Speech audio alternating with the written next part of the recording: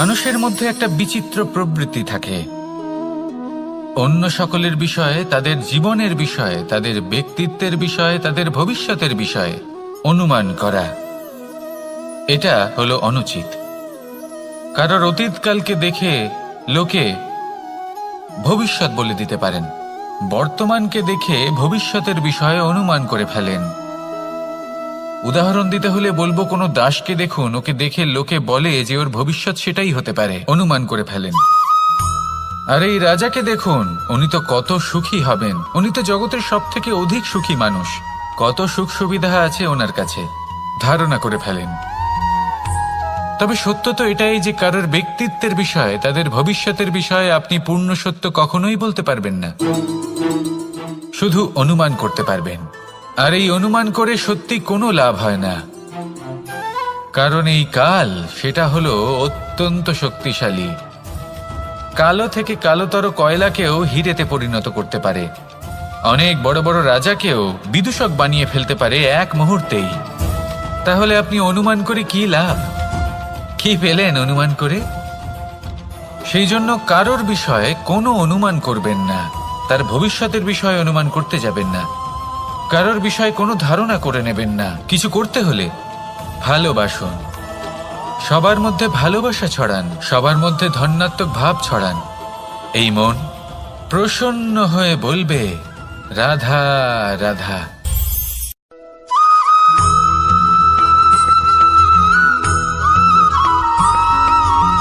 পঞ্চতত্ত্বের মধ্যে দ্বিতীয় তত্ত্ব হল ধরণী, ভূমি, যাকে আমরা ধরণী মাতা বলি। এই ধরণী ধৈর্য ধারণ করে, আর এর ওপরেই আমাদের সমগ্র সংসার নির্ভরশীল। কারণ এই ভূমি সহ্য ক্ষমতা রাখে, এর সহ্য ক্ষমতা হল অপরিসীম। সন্তান যতই আঘাত প্রদান করুক না কেন, প্রেম পূর্বক সহ্য করে, আর তার বদলে অমূল্য রত্ন প্রদান করে। সন্তান যদি হাল চালায়, তাহলে তার বদলে তাকে অন্ন প্রদান করে। এটাই হলো ধরণী। এবার এর থেকে আমরা কি শিক্ষা পেতে পারি? এটাই যে কারোর জন্য কিছু করা বা কাউকে কিছু দেওয়া মনে কোনো কামনা ছাড়াই। আর এই কথাটা বুঝে যান, যদি কারোর জন্য কামনা না রেখে বা কোনো পাওয়ার আশা না রেখে কারোর জন্য কিছু করেন বা কারোকে কিছু দেন, যদি এটা আপনি শিখতে পারেন, তবে আপনি ভালোবাসতে শিখে গেছেন। আর সেই জন্যই এই ধরিত্রীকে মাতা বলা হয়। কারণ মাতা শুধু উনি নন যিনি গর্ভে সন্তানকে ধারণ করেন, মাতা তো উনিও যিনি জীবন বাঁচতে শেখান, যিনি জীবন বাঁচার উদাহরণ প্রদান করেন।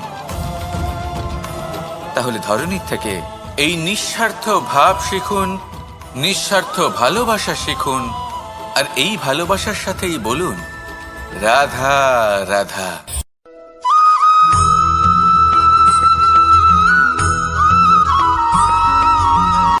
সংসারে আমাদের জীবনে যখন কোনো সুখ বা দুঃখ আসে, তার জন্য আমরা কাউকে না কাউকে অবশ্যই দায়ী করে থাকি, তাই না?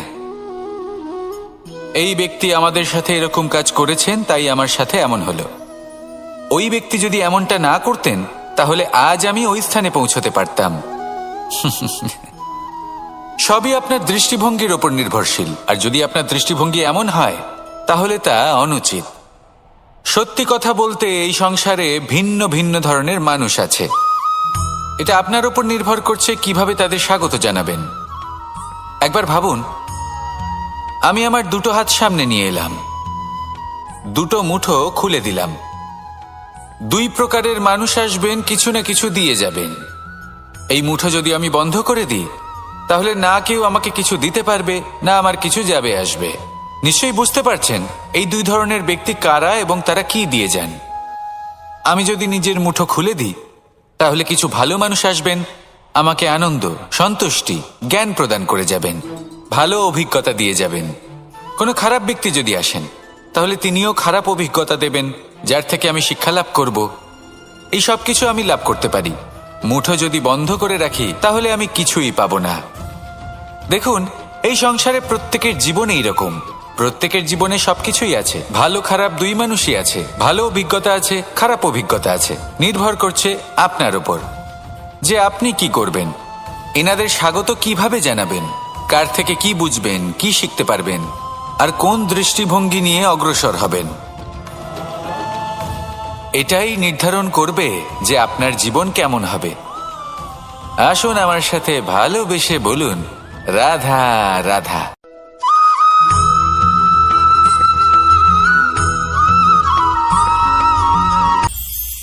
এটা হলো ধান গাছ। এর থেকে যে চাল উৎপন্ন হয় তা মানুষ গ্রহণ করেন।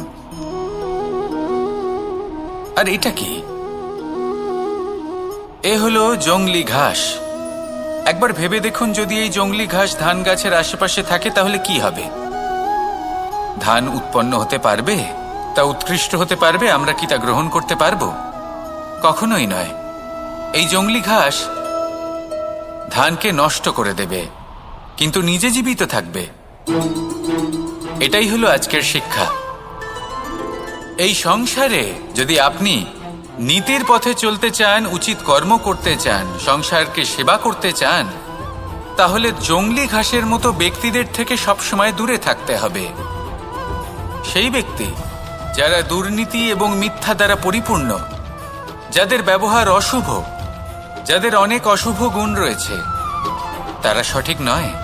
সেই সকল ব্যক্তি যাদের চরিত্র অত্যন্ত দুষ্ট হয়, তারা হয় শুভ চরিত্রের ব্যক্তিকে একদম নষ্ট করে দেয়, নয় নিজের মতো বানিয়ে তোলে।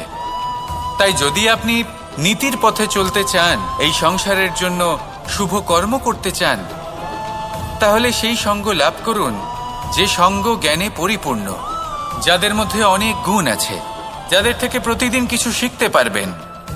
এমন ব্যক্তির সাথে জীবন অতিবাহিত করুন। দুরাচারীদের থেকে দূরে থাকুন।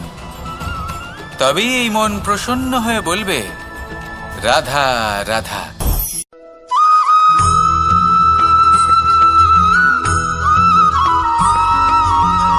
মানুষের মানসিকতা এমন হয় যে সে যতটা করে আশা করে যে তার থেকে অনেক বেশি তার বদলে সে পাবে। দেখুন, সবকিছুই আপনার ভাবনা চিন্তার উপর নির্ভর করছে। আপনি যদি ফলের বিষয়ে ভেবে কর্ম করতে থাকেন তাহলে সেটা অনুচিত। জীবনের আসল আনন্দ হলো নিজের কর্ম করতে থাকা, ফলের চিন্তা করা উচিত নয়। যদি আপনি এরকম ভাবেন যে আমি এতটা করছি, আমার এতটা পাওয়া উচিত, সেই ভাবনা অনুচিত। যদি আপনি সেবার মানসিকতা নিয়ে কর্ম করতে থাকেন, কর্মচক্রে প্রবাহিত হন, যদি আপনি এমন ভাবনা রাখেন যে আমি এতটা পাচ্ছি তাই এর থেকে অনেক বেশি আমি কর্ম করব, তাহলে নিশ্চিতরূপে আপনি যতটা করছেন তার থেকে অনেক বেশি আপনি পাবেন। আপনার আশার থেকে অনেক বেশি আপনি পাবেন। শুধু জীবনে অনেক বেশি কাজ করতে থাকুন, ফলের চিন্তা করবেন না। আর মনে রাখবেন, এই ভাবনাই সব থেকে বড় বীজ। কর্মের উপর বিশ্বাস রাখুন। জীবনে যা যা আপনি চান সবই সুখময় হবে। আসুন আর আমার সাথে ভালোবেসে বলুন, রাধা রাধা।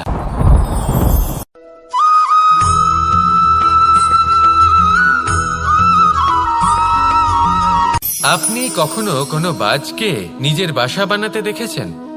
এই বাজ যখনই কোনো বাসা বানায় তখন উঁচু গাছের ডালে বা কোনো পর্বতের শিখরে বাসা বানায়, অনেক উচ্চতায়। আর সেখানে তার সন্তানও জন্মগ্রহণ করে। যখন এই সন্তানেরা জন্মায় তখন এই বাজ খুবই ভালোবেসে এবং খুব সাবধানে এদের পালন পোষণ করে।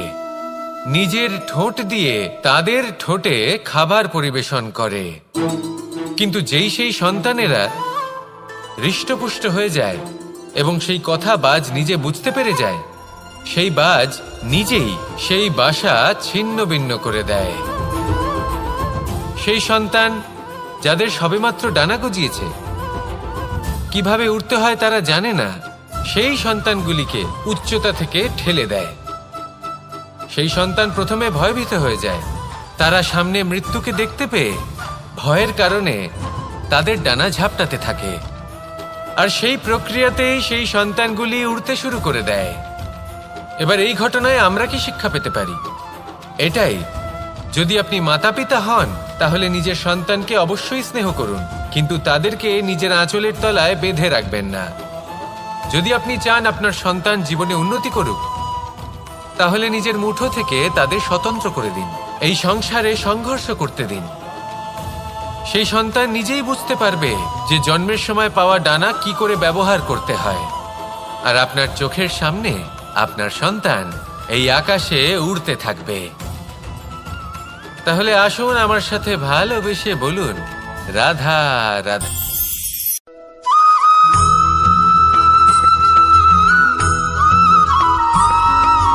বসন্ত ঋতু, এই সময় মন আনন্দে ভরে থাকে। এমন মনে হয় যেন আমরা আকাশে বিচরণ করতে চলে যাই, কিন্তু সেটা তো সম্ভব নয়। সেই জন্য হয়তো আমরা ঘুড়ি ওড়াই, এই ঘুড়িকে নিজেদের প্রতিরূপ মনে করে। এবার অনেক মানুষ আছেন যারা ঘুড়ি ওড়ান, কিন্তু এই কর্মের সারমর্ম কি সেটা কজন বুঝতে পারেন? আপনি এটা মনে করুন যে আপনি হলেন সেই ঘুড়ি, আর এই সুতো যিনি ধরে রয়েছেন তিনি হলেন পরমাত্মা। আর এই সুতো যেখান থেকে শুরু হয় সেই লাটাই হলো আমাদের কর্মচক্র। এবার আপনি নিজেই অনুমান করুন যে এই উড়ান কার ওপর নির্ভরশীল? পরমাত্মার ওপর আর আপনার কর্মের ওপর। যদি পরমাত্মা আপনার হাত ধরে থাকেন, আপনার সাথে থাকেন, যদি আপনি শুভ কর্ম করতে থাকেন, আপনি এই আকাশে উড়তে থাকবেন। কিন্তু কোথাও যদি পরমাত্মার সাথে এই বন্ধন ছিন্ন হয়, আপনার কর্মচক্র খারাপ হয়ে যায় বা থেমে যায়, তাহলে আপনার এই ঘুড়ি কেটে যাবে আর দূরে কোনো গাছের ডালে গিয়ে আটকে যাবে। তাই শুধুমাত্র ঘুড়ি ওড়াবেন না, তার থেকে শিখুন, পরমাত্মার সাহচর্যে থাকুন, সবসময় শুভ কর্ম করতে থাকুন আর সবসময় এই আকাশে উড়তে থাকুন। আসুন আর আমার সাথে ভালোবেসে বলুন, রাধা।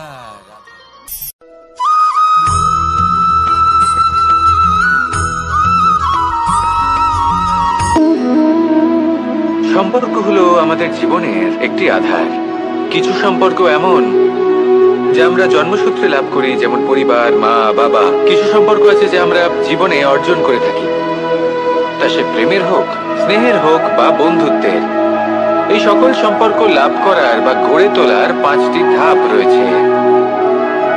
প্রথম ধাপ, কোনো ব্যক্তির সাথে আলাপ হওয়া, তার সাথে কথা বলা বা তাকে দেখা। দ্বিতীয় ধাপ, সে ব্যক্তিকে আমাদের ভালো লাগা। তৃতীয় ধাপ, আমাদের এটা চাইতে শুরু করা যে জীবনে এই ব্যক্তি যেন আমাদের বন্ধু হন, আমাদের জীবনে থাকেন, বা আমাদের কাউকে ভালোবেসে ফেলা। আর এটা আমাদের ভাবা বা চাওয়া যে সেই ব্যক্তি যেন আজীবন আমার সাথে থাকেন, আমার জীবনে আমার সাথী হয়ে। চতুর্থ ধাপ, লাভ করা। এবার এই ধাপটি অনেক মানুষের পক্ষেই খুবই সরল হয়, বড়ই সরলভাবে নিজেদের সঙ্গীকে লাভ করে থাকেন। কিছু মানুষের জন্য এই ধাপ অত্যন্ত কঠিন হয়ে থাকে। অনেক প্রতিকূল পরিস্থিতির উপর জয়লাভ করে তারা সঙ্গীকে লাভ করেন, কিন্তু লাভ অবশ্যই করেন। এরপরে আসে পঞ্চম, অন্তিম এবং সব থেকে গুরুত্বপূর্ণ ধাপ। সেটা হলো সেই সম্পর্ক পালন করা। এটা হলো এমন এক বিষয় যা প্রত্যেক মানুষের শেখা উচিত। যদি ব্যক্তি নিজের জীবনে সম্পর্ক রক্ষা করতে শিখে যান, তবে প্রত্যেক সম্পর্ক তার জীবনকে স্বর্গ করে তুলবে। আসুন আর আমার সাথে ভালোবেসে বলুন, রাধা রাধা।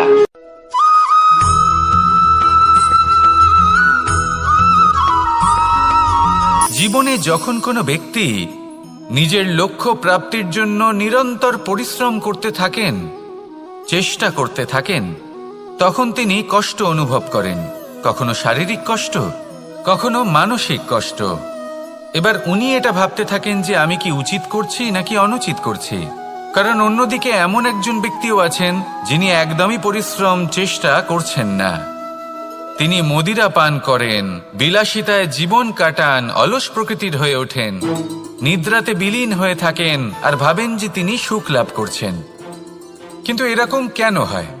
কারণ যখন আমরা সৎ পথে থাকি, উচিত পথে চলি, লক্ষ্য প্রাপ্ত করার জন্য চেষ্টা করতে থাকি, তখন আমাদের ভেতরে থাকা নেতিবাচক শক্তি এবং পাপ এই দেহকে ত্যাগ করে দেয়।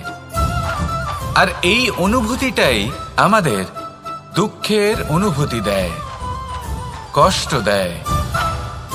এবার সেখানে যদি আমরা কুপথে চলি, অনুচিত পথে চলতে থাকি, তাহলে আমাদের ভেতরে থাকা পুণ্য এবং ধনাত্মক শক্তি আমাদের দেহ ত্যাগ করে দেয়। আর এই অনুভূতির কারণেই আমরা সুখ অনুভব করি।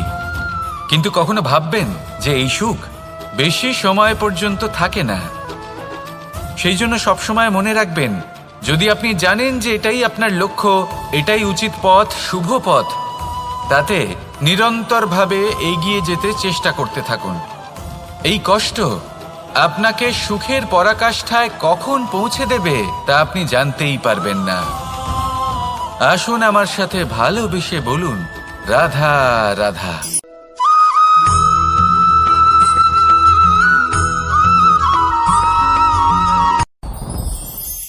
সাথী। সাথী এই শব্দটির ব্যাখ্যা কে কিভাবে করে? মিত্র, সখা, বন্ধু। কিন্তু অর্থ একটাই, তিনি যিনি আপনার সঙ্গী হন আর তিনি যার সাথী আপনি হন। এবার সব থেকে বড় প্রশ্ন হলো এটাই যে তিনি কে হতে পারেন যাকে আপনি আপনার সাথী বলে মেনে নিতে পারেন, নিজের সখা, নিজের মিত্র, নিজের বন্ধু মেনে নিতে পারেন। আপনার সাথী হলেন তিনি যিনি দুঃখের সময় আপনার পাশে থাকবেন, আপনার হাত ধরে থাকবেন। আপনার সাথী হলেন তিনি যার হাত আপনি নিজের সুখের দিনে ধরে থাকবেন। সেই সাথীরই হাত ধরুন যিনি দুঃখে সবসময় আপনাকে সাহায্য করার জন্য তৎপর হয়ে থাকেন, আপনার পাশে থাকেন, আর যাকে সুখের দিনে আপনি আপনার সাথে রাখতে পারেন। আর যখন আপনার সাথে আপনার এই সাথী থাকবে, তখন আপনি এটা বুঝবেন যে যখন জীবনে দুঃখ আসে, তখন এই দুঃখ কমে যায়, সবার মধ্যে ভাগ হয়ে যায়। আর যদি তখন সুখ আসে, তাহলে সেটা সবার উপস্থিতিতে আরো বেড়ে যায়। এটাই হলো প্রেম, এটাই হলো ভালোবাসা, এটাই হলো সঙ্গ। যেমন সম্পর্ক আমার আর রাধার মাঝে। তাহলে আসুন আর আমার সাথে ভালোবেসে বলুন, রাধা রাধা।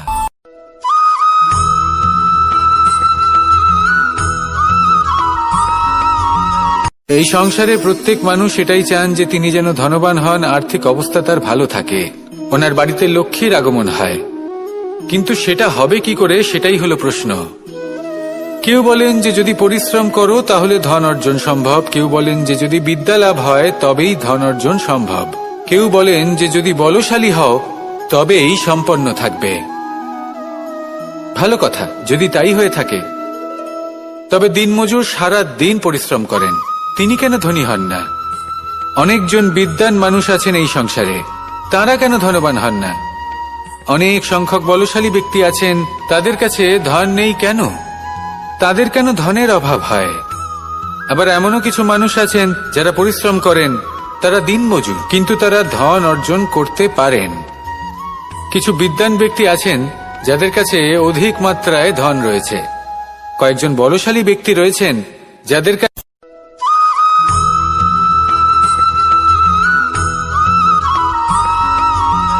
পঞ্চতত্ত্বের মধ্যে দ্বিতীয় তত্ত্ব হল ধরণী, ভূমি, যাকে আমরা ধরণী মাতা বলি। এই ধরণী ধৈর্য ধারণ করে, আর এর ওপরেই আমাদের সমগ্র সংসার নির্ভরশীল।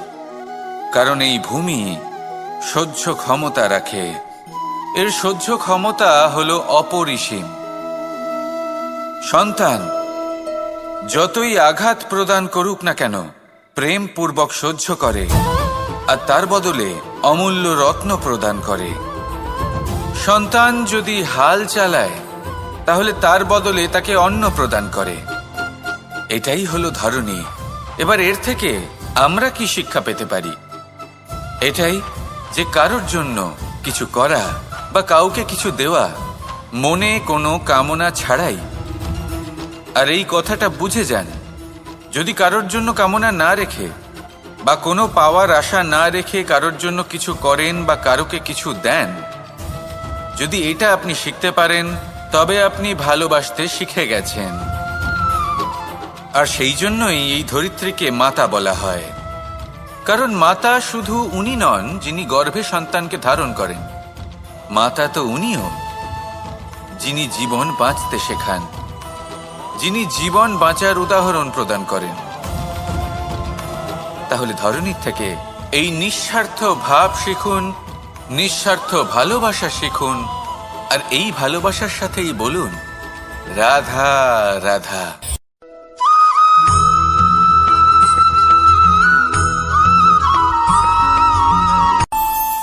আমাদের মনে যখন কোনো প্রশ্ন ওঠে, কোনো দ্বন্দ্ব জাগে, তখন আমরা যাই আমাদের গুরুর কাছে, আমাদের আরাধ্যের কাছে গিয়ে জিজ্ঞেস করি। এইভাবেই একদিন আমি পৌঁছলাম আমার আরাধ্যের কাছে, আমার মহাদেবের কাছে, আর ওনাকে প্রশ্ন করলাম যে মহাদেব, জীবনে আনন্দ পাওয়ার, উৎসব পালনের, প্রেম ভাগ করে নেবার, জীবনকে উপভোগ করে নেওয়ার সর্বশ্রেষ্ঠ সময় কোনটা? মহাদেব হাসলেন আর উনি বললেন, জীবনে উৎসব পালনের সব থেকে শ্রেষ্ঠ দিন হল মৃত্যুর ঠিক আগের দিনটা। প্রেম ভাগ করে নেওয়ার সব থেকে শ্রেষ্ঠ মুহূর্ত হল মৃত্যুর ঠিক আগের মুহূর্ত। জীবনকে উপভোগ করে নেওয়ার সর্বশ্রেষ্ঠ প্রহর হল মৃত্যুর এক প্রহর পূর্বে। তখন আমি চমকে গেলাম। আমি বললাম, কিন্তু মহাদেব, মৃত্যু তো অনিশ্চিত, আমরা জানিও না কবে আমাদের মৃত্যু হবে। মহাদেব আবার হাসলেন। উনি বললেন যে যদি আমরা এভাবে জীবন কাটাই যে আমরা জীবনের প্রত্যেক দিন, প্রত্যেক মুহূর্ত, প্রত্যেক প্রহর শেষ বলে মনে করি, তাহলে আমাদের সমস্ত জীবন আনন্দের সাথেই অতিবাহিত হবে। কি বলেন?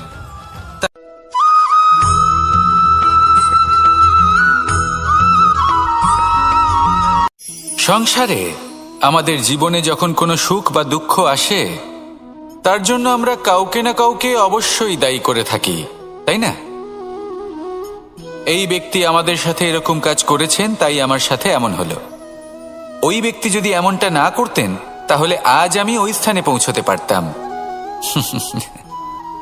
সবই আপনার দৃষ্টিভঙ্গির ওপর নির্ভরশীল, আর যদি আপনার দৃষ্টিভঙ্গি এমন হয়, তাহলে তা অনুচিত। সত্যি কথা বলতে, এই সংসারে ভিন্ন ভিন্ন ধরনের মানুষ আছে। এটা আপনার উপর নির্ভর করছে কিভাবে তাদের স্বাগত জানাবেন। একবার ভাবুন, আমি আমার দুটো হাত সামনে নিয়ে এলাম, দুটো মুঠো খুলে দিলাম। দুই প্রকারের মানুষ আসবেন, কিছু না কিছু দিয়ে যাবেন।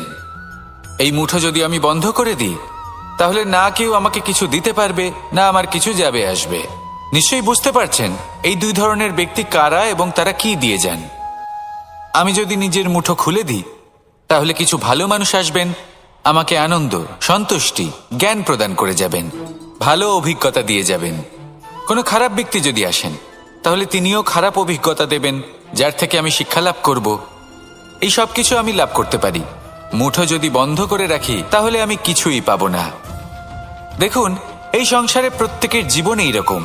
প্রত্যেকের জীবনে সবকিছুই আছে, ভালো খারাপ দুই মানুষই আছে, ভালো অভিজ্ঞতা আছে, খারাপ অভিজ্ঞতা আছে। নির্ভর করছে আপনার উপর যে আপনি কি করবেন, এনাদের স্বাগত কিভাবে জানাবেন, কার থেকে কি বুঝবেন, কি শিখতে পারবেন, আর কোন দৃষ্টিভঙ্গি নিয়ে অগ্রসর হবেন। এটাই নির্ধারণ করবে যে আপনার জীবন কেমন হবে। আসুন আমার সাথে ভালোবেসে বলুন রাধা রাধা।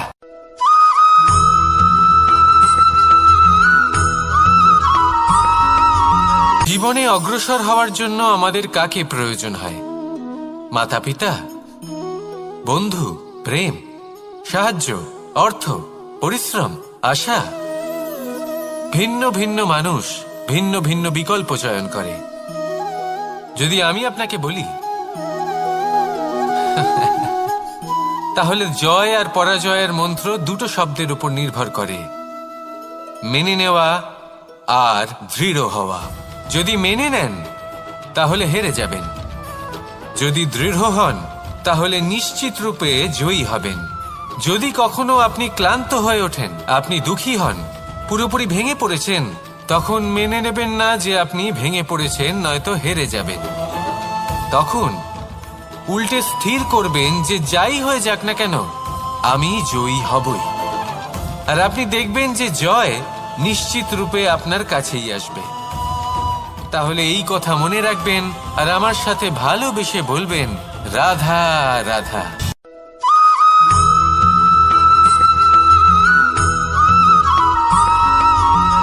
ভালো, শুধু ওনাদের কঠোর ব্যবহার দেখলে আমরা একটু ভয় পেয়ে যাই। এবার ওনাদের এই কঠোর ব্যবহার আমাদের ভালো না লাগলেও অত্যন্ত আবশ্যক, কারণ মাতার থেকে আমরা যে শক্তি লাভ করি তা যেন নিয়ন্ত্রণ হারিয়ে বিধ্বংসী না হয়ে ওঠে, আমরা যেন কোনো কুপথে না চলে যাই, আমরা কখনো যেন দোষ না করে ফেলি। শুধু সেই জন্য পিতা এবং গুরু একটু কঠোর হয়ে ওঠেন, এবং ওনাদের এই কঠোর আচরণ ভবিষ্যতে গিয়ে আমরা অবশ্যই বুঝতে পারি। জীবনে কিছু বছর আমরা এগিয়ে যাই আর তারপর আমরা বুঝতে পারি যে বাবা এবং গুরু আমাদের যথেষ্ট ভালোবাসতেন, কিন্তু ওনাদের ভালোবাসার বহিঃপ্রকাশ আলাদা। প্রয়োজনীয় হলো এটা দেখার, এটা বোঝার যে শুরু থেকে আমাদের প্রতি ওনাদের আচরণ কেমন ছিল। ওনাদের কঠোর হওয়ার পেছনে ওনাদের ভালোবাসাটা বোঝার চেষ্টা করুন, ওনাদের চিন্তাটা বোঝার চেষ্টা করুন, ওনাদের পথপ্রদর্শনের আড়ালে আপনার ভবিষ্যতের জন্য যে পরিকল্পনা ওনারা করেছেন সেটা বোঝার চেষ্টা করুন। তখন আপনারা বুঝতে পারবেন ওনাদের ভালোবাসাকে। আপনার মনের মধ্যে আপনা থেকেই ওনাদের প্রতি সম্মান জেগে উঠবে। নিজের পিতা এবং নিজের গুরু এই দুজনের প্রতি কৃতজ্ঞতা প্রকাশ করুন আর আমার সাথে ভালোবেসে বলুন, রাধা রাধা।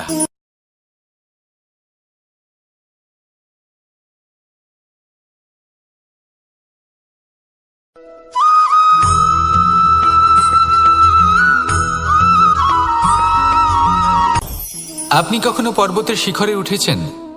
আপনি দেখতে পাবেন পর্বতের পদতলে প্রচুর সুন্দর ফুল রয়েছে, সবুজ বনানী রয়েছে। যত আপনি ওপরে উঠতে থাকবেন তত ফুল কমতে থাকবে, সবুজ বনানী কমতে থাকবে।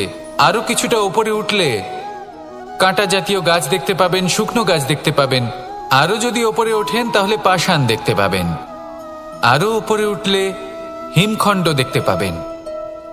এই যে পর্বত, তা মনুষ্য জীবনের সবথেকে উত্তম উদাহরণ। মানুষ যখন সাফল্যের শিখরে পৌঁছতে চান, মহানুভবতার শিখরে পৌঁছতে চান, পথে যত আস্তে আস্তে উপরে উঠতে থাকেন ততই ভৌতিক বস্তু তার থেকে বিচ্ছিন্ন হতে থাকে। যদি তিনি সেই ভৌতিক বস্তুগুলি ত্যাগ না করতে পারেন তাহলে কখনোই সেই স্থানে পৌঁছতে পারবেন না।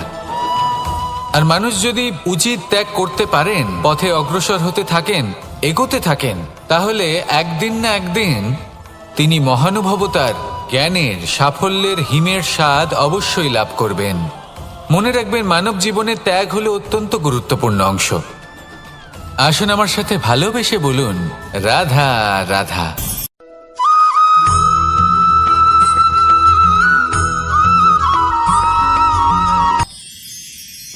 মানুষ তার জীবনে দুই ধরনের পরিস্থিতিকে খুব ভয় পায়। এক, কোনো কারণবশত কারোর সামনে নত হওয়া। দুই, কোনো কারণে নিজের চরিত্র থেকে, নিজের মূল্যবোধ থেকে বিচ্যুত হওয়া। এবার কেন হয় এরকম যে কথায় কথায় কারোর সামনে নত হতে হয়? কেন বারংবার নিজের চরিত্র থেকে চ্যুত হতে হয়? এরকম কেন হয়? এটা তখনই হয় যখন আমাদের শিক্ষা এবং মূল্যবোধের অভাব থাকে। যদি মানুষের মধ্যে প্রকৃত শিক্ষা থাকে তাহলে এই সংসারে কোনো সময় এবং কারোর সামনেই নত হওয়ার কোনো প্রয়োজন নেই। যদি মানুষের মধ্যে মূল্যবোধ থাকে তাহলে তাকে নিজের মূল্যবোধ বা চরিত্র থেকে বিচ্যুত হতে হয় না, তা সে যাই হয়ে যাক না কেন। কোনো বালককে যদি জন্ম থেকেই সুশিক্ষার অধিকারী করা হয়, শিক্ষিত করা হয়, মূল্যবোধের অধিকারী করা হয়, তবে সে এই সংসারে এমন কর্ম করবে যাতে সে নিজেকে, নিজের পরিবারকে, সমগ্র সমাজকে গর্বিত করতে পারে। শিক্ষা লাভ করুন, মূল্যবোধ লাভ করুন এবং আমার সাথে ভালোবেসে বলুন, রাধা রাধা।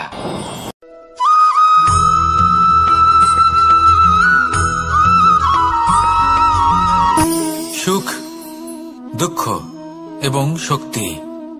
এই তিন হলো এই সংসারের ত্রিদেবের মতো।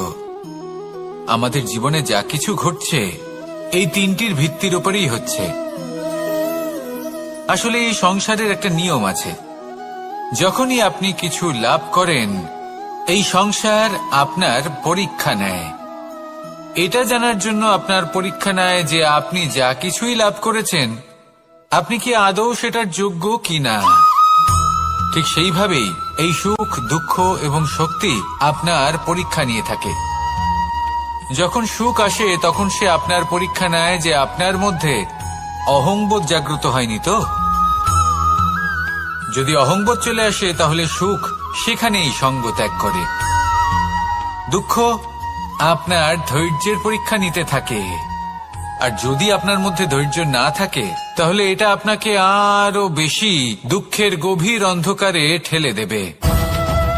সেখানে শক্তি পরীক্ষা নেয় আপনার বিনম্রতার। যদি আপনি বিনম্র না হন তাহলে হয় এই শক্তি আপনার সঙ্গ ত্যাগ করবে, নয় এই শক্তি বিনম্রতার অভাবে আপনার পতনের কারণ হতে পারে। এই সংসারে যে কোনো ব্যক্তি যিনি এই পরীক্ষায় উত্তীর্ণ হয়ে থাকেন এই জীবনে তিনি সাফল্য লাভ করেন। আসুন আমার সাথে ভালোবেসে বলুন, রাধা রাধা।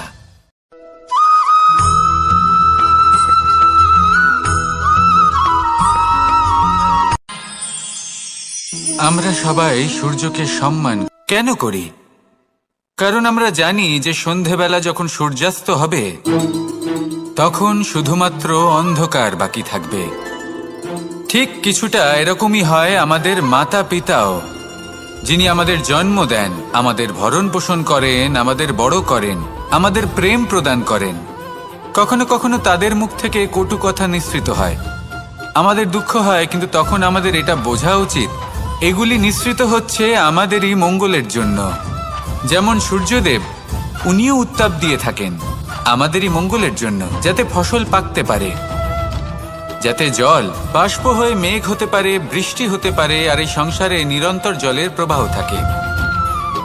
আমাদের মাতা পিতা, তাদের কঠোর আচরণ, তাদের কঠোর অনুশাসনের পেছনে লুকিয়ে থাকে ওনাদের ভালোবাসা। আমাদের তা বুঝতে হবে, সসম্মানে ওনাদের গ্রহণ করতে হবে।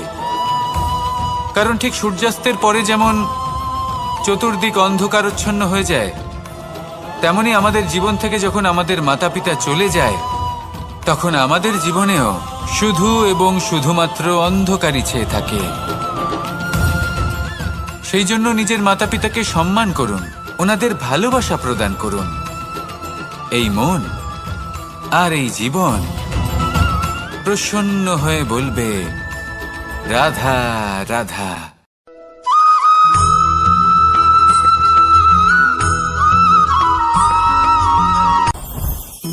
জীবনে কিছু শেখা অত্যন্ত গুরুত্বপূর্ণ। এবার কি কি শিখতে হবে সেই সব শেখানোর জন্য অনেক শিক্ষক রয়েছেন, কিন্তু কি শিখবেন না আর কি করবেন না এটা আমাদের নিজের অভিজ্ঞতা দিয়ে শিখতে হয়। কিন্তু তার মানে এটা নয় যে যদি আপনাকে শিখতে হয় যে আগুনের তাপ কতটা, আপনাকে আগুনের মধ্যে হাত দিতে হবে। না, অন্য কারোর অভিজ্ঞতা দ্বারাও শিখতে পারেন। প্রশ্ন শুধুমাত্র একটাই যে আপনি কি শিখতে চান নাকি চান না। যদি আপনি এটাই ভাবেন যে আমি শুধুই নিজের অভিজ্ঞতা দ্বারাই শিখতে চাই, তাহলে জীবনকাল ছোট মনে হবে, অনেক কিছুই শিখতে পারবেন না। তাই নিজের সাথে সাথে বড়দের অভিজ্ঞতা দ্বারাও শেখা শুরু করে দিন। এই সংসারের অভিজ্ঞতা দ্বারা শিখতে শুরু করে দিন। আর এটা নিশ্চিত রূপে শেখা আবশ্যক যে কখন কি করবেন না, কোথায় থামতে হবে আর কোথায় থামবেন না। তাহলে আসুন আর আমার সাথে ভালোবেসে বলুন, রাধা রাধা।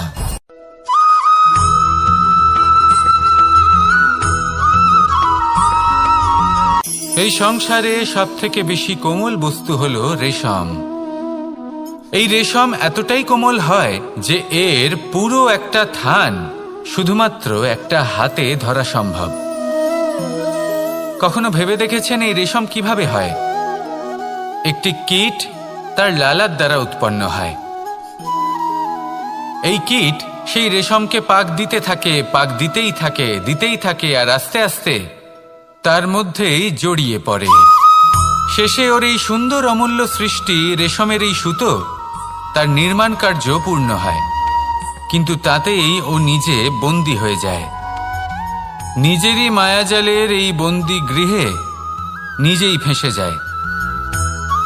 এবার এই সুতোকে ব্যবহারযোগ্য করে তোলার জন্য এই কীটগুলিকে এই কবচের সাথেই ফুটন্ত জলে ফেলে দেওয়া হয়। এই সংসারে যদি আমাদের স্বপ্ন এই সংসারের দুঃখ হরণ করার জন্য, এই সংসারে সুখ বিতরণ করার জন্য হয়, তবেই আমাদের প্রগতি সম্ভব।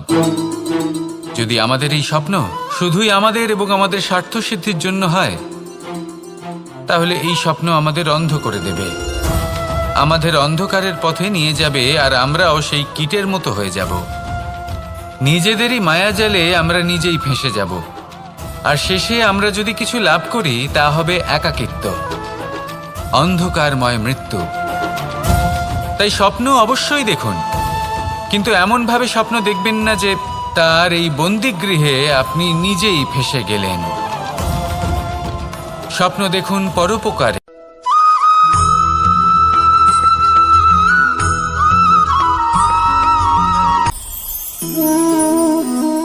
শক্তি এক অত্যন্ত বিচিত্র বস্তু, বা বলতে পারেন অনুভূতি। পিতা সবসময় চান যেন তিনি তার শক্তি পুত্রকে। আসুন আপনাকে সহজে বোঝাই।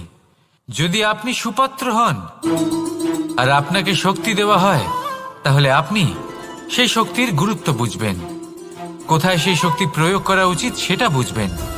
আর এটা যেহেতু অর্জন করা শক্তি হবে, সেই শক্তির অপব্যবহার হবে না। কিন্তু যদি এই আপনি কুপাত্র হন আর যদি আপনাকে এই শক্তি দেওয়া হয়, তাহলে কি হবে?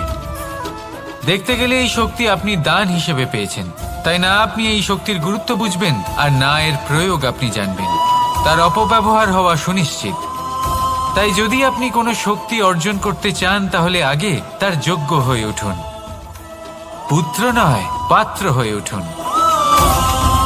আর আমার সাথে ভালোবেসে বলুন, রাধা রাধা।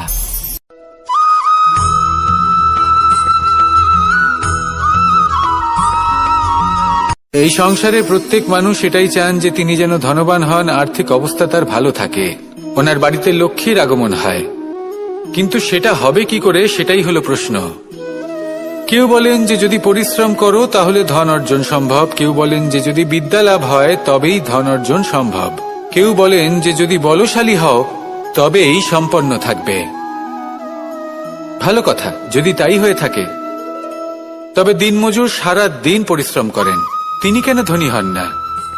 অনেকজন বিদ্বান মানুষ আছেন এই সংসারে, তারা কেন ধনবান হন না? অনেক সংখ্যক বলশালী ব্যক্তি আছেন, তাদের কাছে ধন নেই কেন? তাদের কেন ধনের অভাব হয়? আবার এমনও কিছু মানুষ আছেন যারা পরিশ্রম করেন, তারা দিনমজুর, কিন্তু তারা ধন অর্জন করতে পারেন। কিছু বিদ্বান ব্যক্তি আছেন যাদের কাছে অধিক মাত্রায় ধন রয়েছে, কয়েকজন বলশালী ব্যক্তি রয়েছেন যাদের কাছে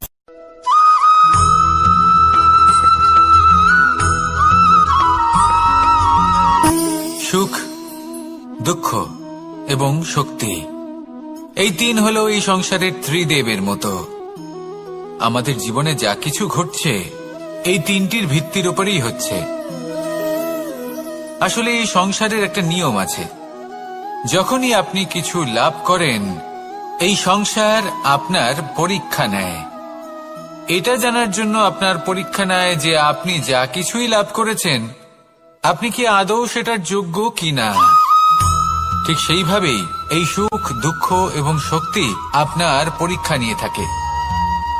যখন সুখ আসে তখন সে আপনার পরীক্ষা নেয় যে আপনার মধ্যে অহংবোধ জাগ্রত হয়নি তো। যদি অহংবোধ চলে আসে তাহলে সুখ সেখানেই সঙ্গ ত্যাগ করে।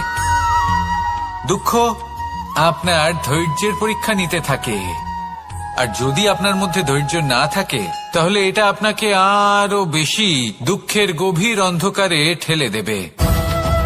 সেখানে শক্তি পরীক্ষা নেয় আপনার বিনম্রতার। যদি আপনি বিনম্র না হন, তাহলে হয় এই শক্তি আপনার সঙ্গ ত্যাগ করবে, নয় এই শক্তি বিনম্রতার অভাবে আপনার পতনের কারণ হতে পারে। এই সংসারে যে কোনো ব্যক্তি যিনি এই পরীক্ষায় উত্তীর্ণ হয়ে থাকেন, এই জীবনে তিনি সাফল্য লাভ করেন। আসুন আমার সাথে ভালোবেসে বলুন, রাধা রাধা।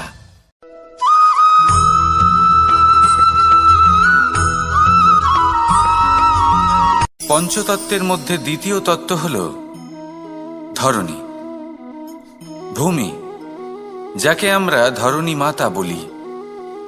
এই ধরণী ধৈর্য ধারণ করে, আর এর ওপরেই আমাদের সমগ্র সংসার নির্ভরশীল। কারণ এই ভূমি সহ্য ক্ষমতা রাখে, এর সহ্য ক্ষমতা হল অপরিসীম। সন্তান যতই আঘাত প্রদান করুক না কেন, প্রেম পূর্বক সহ্য করে, আর তার বদলে অমূল্য রত্ন প্রদান করে। সন্তান যদি হাল চালায়, তাহলে তার বদলে তাকে অন্ন প্রদান করে। এটাই হলো ধরণী। এবার এর থেকে আমরা কি শিক্ষা পেতে পারি? এটাই যে কারোর জন্য কিছু করা বা কাউকে কিছু দেওয়া মনে কোনো কামনা ছাড়াই। আর এই কথাটা বুঝে যান, যদি কারোর জন্য কামনা না রেখে বা কোনো পাওয়ার আশা না রেখে কারোর জন্য কিছু করেন বা কারোকে কিছু দেন, যদি এটা আপনি শিখতে পারেন, তবে আপনি ভালোবাসতে শিখে গেছেন। আর সেই জন্যই এই ধরিত্রীকে মাতা বলা হয়। কারণ মাতা শুধু উনি নন যিনি গর্ভে সন্তানকে ধারণ করেন, মাতা তো উনিও যিনি জীবন বাঁচতে শেখান, যিনি জীবন বাঁচার উদাহরণ প্রদান করেন। তাহলে ধরণীর থেকে এই নিঃস্বার্থ ভাব শিখুন, নিঃস্বার্থ ভালোবাসা শিখুন, আর এই ভালোবাসার সাথেই বলুন, রাধা রাধা।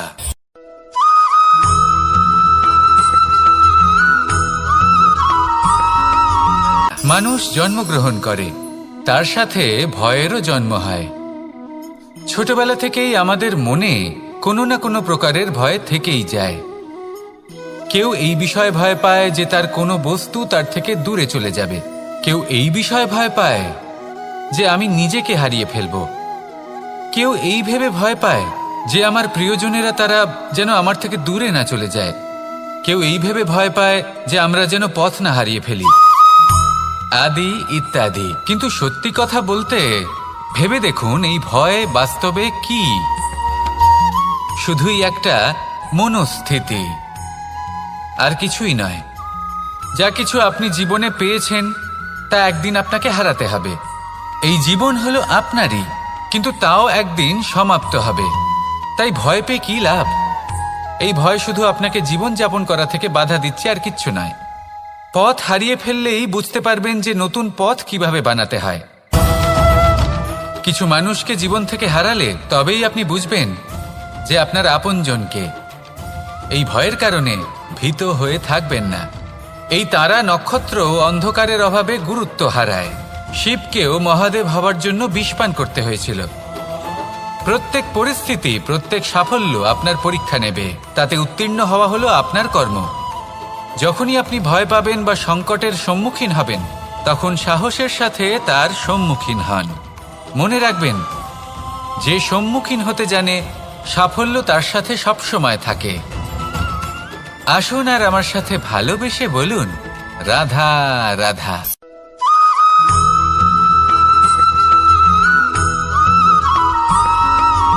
জীবনে অগ্রসর হওয়ার জন্য আমাদের কাকে প্রয়োজন হয়? মাতা পিতা, বন্ধু, প্রেম, সাহায্য, অর্থ, পরিশ্রম, আশা। ভিন্ন ভিন্ন মানুষ ভিন্ন ভিন্ন বিকল্প চয়ন করে। যদি আমি আপনাকে বলি, তাহলে জয় আর পরাজয়ের মন্ত্র দুটো শব্দের উপর নির্ভর করে, মেনে নেওয়া আর দৃঢ় হওয়া। যদি মেনে নেন তাহলে হেরে যাবেন, যদি দৃঢ় হন তাহলে নিশ্চিত রূপে জয়ী হবেন। যদি কখনো আপনি ক্লান্ত হয়ে ওঠেন, আপনি দুঃখী হন, পুরোপুরি ভেঙে পড়েছেন, তখন মেনে নেবেন না যে আপনি ভেঙে পড়েছেন, নয়তো হেরে যাবেন। তখন উল্টে স্থির করবেন যে যাই হয়ে যাক না কেন আমি জয়ী হবই। আর আপনি দেখবেন যে জয় নিশ্চিত রূপে আপনার কাছেই আসবে। তাহলে এই কথা মনে রাখবেন আর আমার সাথে ভালোবেসে বলবেন, রাধা রাধা।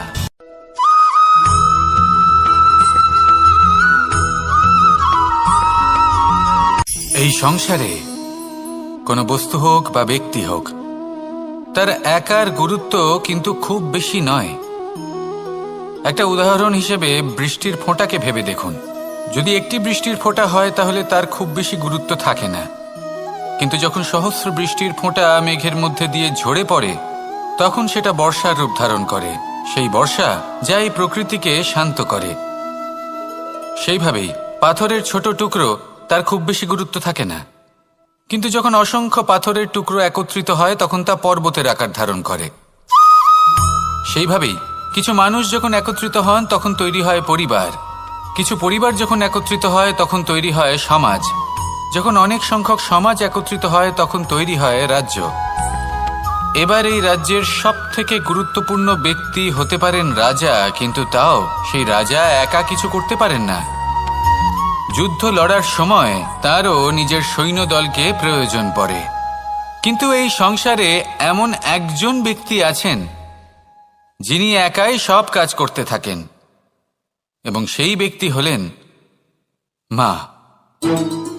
আমাদের জীবনে একজন পিতার ভূমিকা কিন্তু নিঃসন্দেহে অমূল্য, কিন্তু আমাদের সকলের জীবনে যে ভূমিকা একজন মায়ের তা অন্য কারোর থাকে না।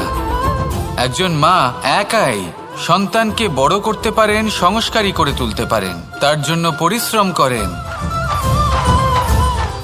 আর এত কিছু কাজ করার পরেও তার কাজের জন্য তিনি প্রশংসা অবশ্য পান না। উল্টে যদি সেই সন্তান অনুচিত পথে চালিত হয়, অনুচিত কর্ম করে, তখন সেই মাকেই অপবাদের পাত্র হয়ে উঠতে হয়। আমাদের জীবনে মায়ের যোগদান কতটা সেটা বুঝুন। আপনাকে বড় করে তোলার জন্য উনি কতটা পরিশ্রম করেছেন সেটা বুঝুন। আজ থেকে, এখন থেকে, এই মুহূর্ত থেকে মাকে সম্মান করতে শিখুন। যখন সময় পাবেন, যখন সুযোগ হবে, তখন তার প্রশংসা করুন, ওনারও ভালো লাগবে। আর মায়ের এই মমতার জন্য, তার এই ভূমিকার জন্য আসুন সবাই মিলে আমরা তাকে প্রণাম করি, আর সকলে মিলে ভালোবেসে বলি, রাধা রাধা।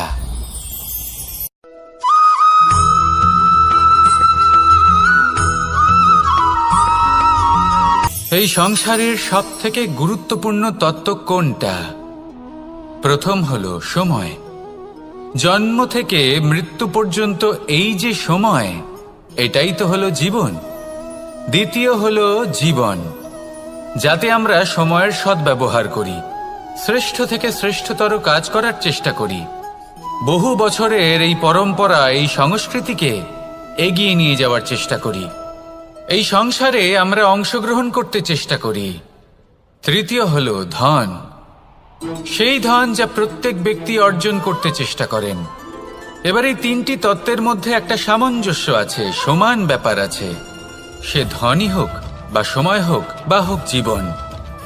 আর সেই সমান ব্যাপার হলো যে যদি আপনি এটা গণনা করতে থাকেন তাহলে তা কমতে থাকে, যদি আপনি এটা ব্যবহার করেন তাহলে তা বাড়তে থাকে। একে সংগঠিত করে রাখতে চেষ্টা করলে এ হাত থেকে ফসকে যায়, কিন্তু যদি আপনি একে সামলে রাখতে শিখে যান তাহলে এমন কাজ করবেন যাতে সংসারের সাথে সাথে পরবর্তী প্রজন্ম লাভবান হবে। যদি কিছু শিখতে চান তাহলে সামলাতে শিখুন, গণনা করা বা সংগঠিত করা নয়। আসুন আর আমার সাথে ভালোবেসে বলুন, রাধা রাধা।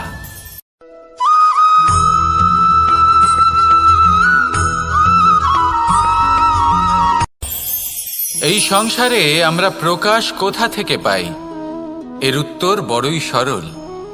ভোরে যখন সূর্যোদয় হয় তখন প্রকাশের কিরণ আমাদের ঘরে এসে পৌঁছয়। এইভাবেই আমরা প্রকাশ লাভ করি। এবার এই প্রকাশের আলোতেই আমরা সারাদিনের কাজ সম্পন্ন করি। সন্ধে হয়ে যায়, সূর্যাস্তও হয়ে যায়, আর আমাদের ঘর যাতে অন্ধকার না হয় তার জন্য আমরা একটা প্রদীপ প্রজ্বলিত করি।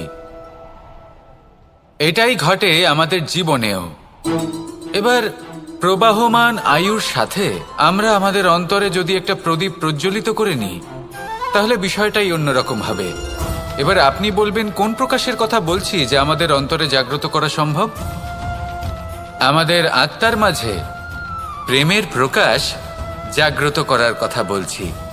কারণ আমাদের এই জীবন এও হলো দিনের আলোর মতো। আজ প্রকাশ আছে, কিন্তু কোনোদিন অবশ্যই অস্ত হবে। কিন্তু অস্ত হবার আগে যদি আমরা আমাদের আত্মার মাঝে প্রেমের এই প্রকাশ উজ্জ্বলিত করে নিই, তাহলে আমাদের সন্ধ্যাকালও আমরা আনন্দে এবং প্রেমে যাপন করব। তাহলে আসুন আর আমার সাথে ভালোবেসে বলুন, রাধা রাধা।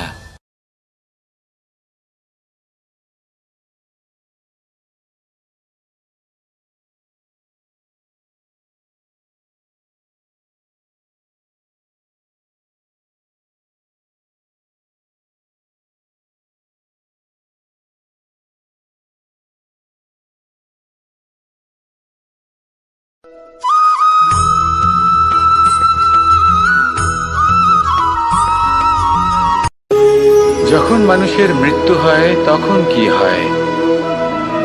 অনেক সংখ্যক মানুষ শোক পালন করতে চলে আসেন। যে ব্যক্তি মৃত্যু লাভ করেছেন তার অনেক বস্তু থাকে যেগুলো তার প্রিয়, যেগুলো তিনি ব্যবহার করেছেন। তার শয্যা, তার বস্ত্র, তার আভূষণ সবকিছু তার থেকে বিচ্ছিন্ন করা হয় এবং খালি হাতে তাকে শ্মশানের উদ্দেশ্যে রওনা করা হয়। আমি আপনাকে এই প্রশ্ন করতে চাই, আপনি এই সংসারে কি অর্জন করেছেন? ধন সম্পত্তি, বস্ত্র, আভূষণ, এই সবকিছু যে আপনি অর্জন করেছেন, আপনার মৃত্যুর পরে তা আপনার থেকে দূর হয়ে যাবে। এর উত্তর হলো একটাই, আপনার কর্ম। শুধু সেটাই আছে যা একান্ত আপনার, আর শুধু সেটাই এই সংসার থেকে চলে যাওয়ার পরেও সংসারেই জীবিত থাকবে। যদি আপনি দুষ্কর্ম করেন, তাহলে এই সংসার আপনাকে একটি অনুচিত উদাহরণ হিসেবে মনে রাখবে যে এই ব্যক্তি খুব পাপী ছিল, অনুচিত কর্ম করতেন। যে পথে তিনি চলেছেন সেই পথে কারোর চলা উচিত নয়। সেখানেই যদি আপনি সৎকর্ম করেন, তাহলে সংসার চিরকাল এটাই বলবে যে খুব ভালো মানুষ ছিলেন, সবাইকে ভালোবাসতেন, সবাইকে সাহায্য করতেন, আমার খুব প্রিয় মানুষ ছিলেন। এটাই হলো শ্রেষ্ঠ কর্ম। সেই জন্য জীবনে শুধুমাত্র ধন সম্পত্তি, আভূষণ এই সব অর্জন করতে গিয়ে নিজের মনোনিবেশ করবেন না। শ্রেষ্ঠ কর্ম করুন। সংসার থেকে চলে যাওয়ার পরেও এই কর্মই এই সংসারে আপনাকে জীবিত রাখবে। আসুন আমার সাথে ভালোবেসে বলুন, রাধা রাধা।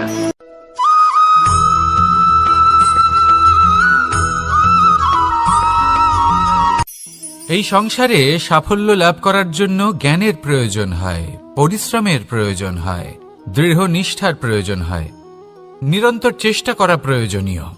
কিন্তু আরো কিছু আছে যা অত্যন্ত প্রয়োজনীয় এবং গুরুত্বপূর্ণ। তা হলো ভালো বন্ধু। তাদের থাকা অত্যন্ত প্রয়োজনীয়। যদি ভালো বন্ধু থাকে, তাহলে সময় এলে তারা ঢাল হয়ে আপনাকে সুরক্ষা করবেন। সময় এলে অস্ত্রের মতো শত্রুকে সংহারও করবেন। যদি তিনি জ্ঞানী হন, তাদের মধ্যে সদ্গুণ থাকে, তাহলে এই সব গুণ আপনার মধ্যেও প্রবেশ করবে। তাহলে সাফল্যের জন্য ভালো বন্ধু পাওয়া অত্যন্ত প্রয়োজনীয়। কিন্তু শুধু বন্ধু কেন, ভালো শত্রুও থাকা প্রয়োজনীয়। এবার আপনি ভাববেন, আমি কি বললাম? যদি আপনার জীবনেও ভালো অর্থাৎ শক্তিশালী শত্রু থাকে, তাহলে আপনিও শক্তিশালী হতে থাকবেন। এই শত্রু আপনাকে প্রেরিত করবে আরো বেশি শক্তিশালী হয়ে ওঠার। কখনো কোনো হরিণকে দেখুন, তীব্র গতিতে দৌড়তে থাকে। কেন তীব্র গতিতে দৌড়য়? এই কারণে নয় যে কোথাও তার জন্য মধুর ঘাস অপেক্ষা করে রয়েছে, না। সে এই কারণে তীব্র গতিতে দৌড়য় কারণ সেটা না করলে তার পেছনে একটি সিংহ আছে যে ওকে নিজের ভোজন করে ফেলবে। তাই জীবনে বিপদ, সংকট এই সব কিছুও হলো অত্যন্ত গুরুত্বপূর্ণ। তার সম্মুখীন হতে শিখুন আর আমার সাথে ভালোবেসে বলুন, রাধা রাধা।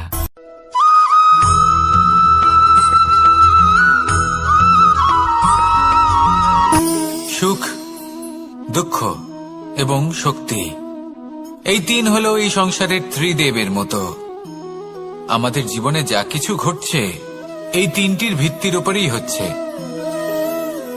আসলে এই সংসারের একটা নিয়ম আছে, যখনই আপনি কিছু লাভ করেন এই সংসার আপনার পরীক্ষা নেয়। এটা জানার জন্য আপনার পরীক্ষা নেয় যে আপনি যা কিছুই লাভ করেছেন আপনি কি আদৌ সেটার যোগ্য কিনা। ঠিক সেইভাবেই এই সুখ, দুঃখ এবং শক্তি আপনার পরীক্ষা নিয়ে থাকে। যখন সুখ আসে তখন সে আপনার পরীক্ষা নেয় যে আপনার মধ্যে অহংবোধ জাগ্রত হয়নি তো। যদি অহংবোধ চলে আসে তাহলে সুখ সেখানেই সঙ্গ ত্যাগ করে। দুঃখ আপনার ধৈর্যের পরীক্ষা নিতে থাকে, আর যদি আপনার মধ্যে ধৈর্য না থাকে তাহলে এটা আপনাকে আরো বেশি দুঃখের গভীর অন্ধকারে ঠেলে দেবে। সেখানে শক্তি পরীক্ষা নেয় আপনার বিনম্রতার। যদি আপনি বিনম্র না হন তাহলে হয় এই শক্তি আপনার সঙ্গ ত্যাগ করবে, নয় এই শক্তি বিনম্রতার অভাবে আপনার পতনের কারণ হতে পারে। এই সংসারে যে কোনো ব্যক্তি যিনি এই পরীক্ষায় উত্তীর্ণ হয়ে থাকেন এই জীবনে তিনি সাফল্য লাভ করেন। আসুন আমার সাথে ভালোবেসে বলুন, রাধা রাধা।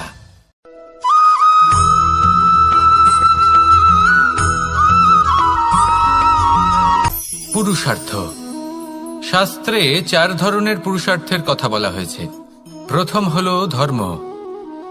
আপনি কি জানেন এই ধর্ম আসলে কি? আপনার কি মনে হয় ধর্ম আসলে কি? কোনো বিশেষ ঈশ্বরকে মানাই কি ধর্ম বলা হয়? নাকি কোনো বিশেষ রীতি পালন করাই হলো ধর্ম? নাকি কোনো বিশেষ সাহিত্যকে সর্বশ্রেষ্ঠ মনে করাই হলো ধর্ম? না, ধর্ম হলো সেটা যাকে ধারণ করা যেতে পারে। আর ধারণ শুধু সেটাই করা যায় যা পবিত্র।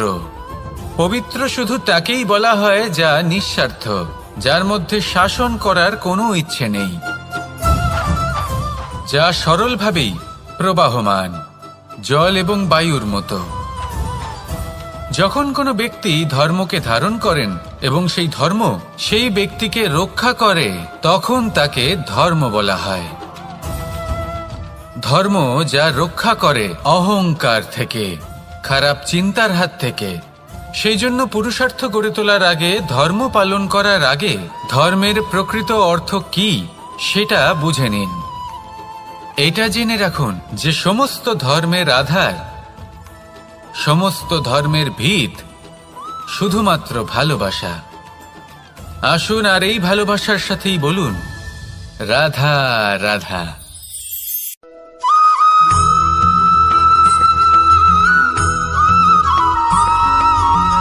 এই সংসারে সবথেকে বেশি কোমল বস্তু হলো রেশম। এই রেশম এতটাই কোমল হয় যে এর পুরো একটা থান শুধুমাত্র একটা হাতে ধরা সম্ভব। কখনো ভেবে দেখেছেন এই রেশম কিভাবে হয়? একটি কীট তার লালার দ্বারা উৎপন্ন হয়। এই কীট সেই রেশমকে পাক দিতে থাকে, পাক দিতেই থাকে আর আস্তে আস্তে তার মধ্যেই জড়িয়ে পড়ে। শেষে ওর এই সুন্দর অমূল্য সৃষ্টি রেশমের এই সুতো তার নির্মাণ কার্য পূর্ণ হয়, কিন্তু তাতেই ও নিজে বন্দী হয়ে যায়। নিজেরই মায়াজালের এই বন্দী গৃহে নিজেই ফেঁসে যায়। এবার এই সুতোকে ব্যবহারযোগ্য করে তোলার জন্য এই কীটগুলিকে এই কবচের সাথেই ফুটন্ত জলে ফেলে দেওয়া হয়। এই সংসারে যদি আমাদের স্বপ্ন এই সংসারের দুঃখ হরণ করার জন্য, এই সংসারে সুখ বিতরণ করার জন্য হয়, তবেই আমাদের প্রগতি সম্ভব। যদি আমাদের এই স্বপ্ন শুধুই আমাদের এবং আমাদের স্বার্থ সিদ্ধির জন্য হয়, তাহলে এই স্বপ্ন আমাদের অন্ধ করে দেবে, আমাদের অন্ধকারের পথে নিয়ে যাবে, আর আমরাও সেই কীটের মতো হয়ে যাব। নিজেদেরই মায়াজালে আমরা নিজেই ফেঁসে যাব, আর শেষে আমরা যদি কিছু লাভ করি তা হবে একাকিত্ব, অন্ধকারময় মৃত্যু। তাই স্বপ্ন অবশ্যই দেখুন, কিন্তু এমনভাবে স্বপ্ন দেখবেন না যে তার এই বন্দিগৃহে আপনি নিজেই ফেঁসে গেলেন। স্বপ্ন দেখুন পরোপকারে।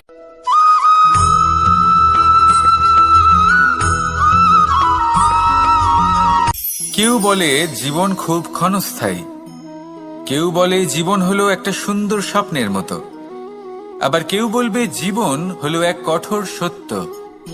কিন্তু জীবন আসলে কি? জীবন হলো আপনারই প্রতিবিম্ব, একটা দর্পণ। অর্থাৎ আপনি জীবনকে সেইভাবেই পাবেন যেরকম আপনি নিজেকে প্রতিপন্ন করবেন। যদি আপনি দর্পণের দিকে তাকিয়ে হাসেন, তাহলে আপনি সামনে হাসি মুখী দেখতে পাবেন। এবার যদি আপনি গম্ভীর হয়ে থাকেন, তাহলে আপনি একজন রুষ্ট ব্যক্তি দেখতে পাবেন। শেষে সবথেকে বেশি গুরুত্বপূর্ণ হলো আপনার চেষ্টা। আপনাকে সবসময় চেষ্টা করতে হবে যাতে আপনি নিজেকে প্রসন্ন এবং ইতিবাচক মনোভাবে রাখেন। এটা হলো আপনারই উত্তরদায়িত্ব, তাকে পালন করুন। এই মনকে প্রসন্ন রাখুন, এই সংসারকে সুন্দর বলে মনে হবে, আর এই মন প্রসন্ন হয়ে বলবে রাধা রাধা।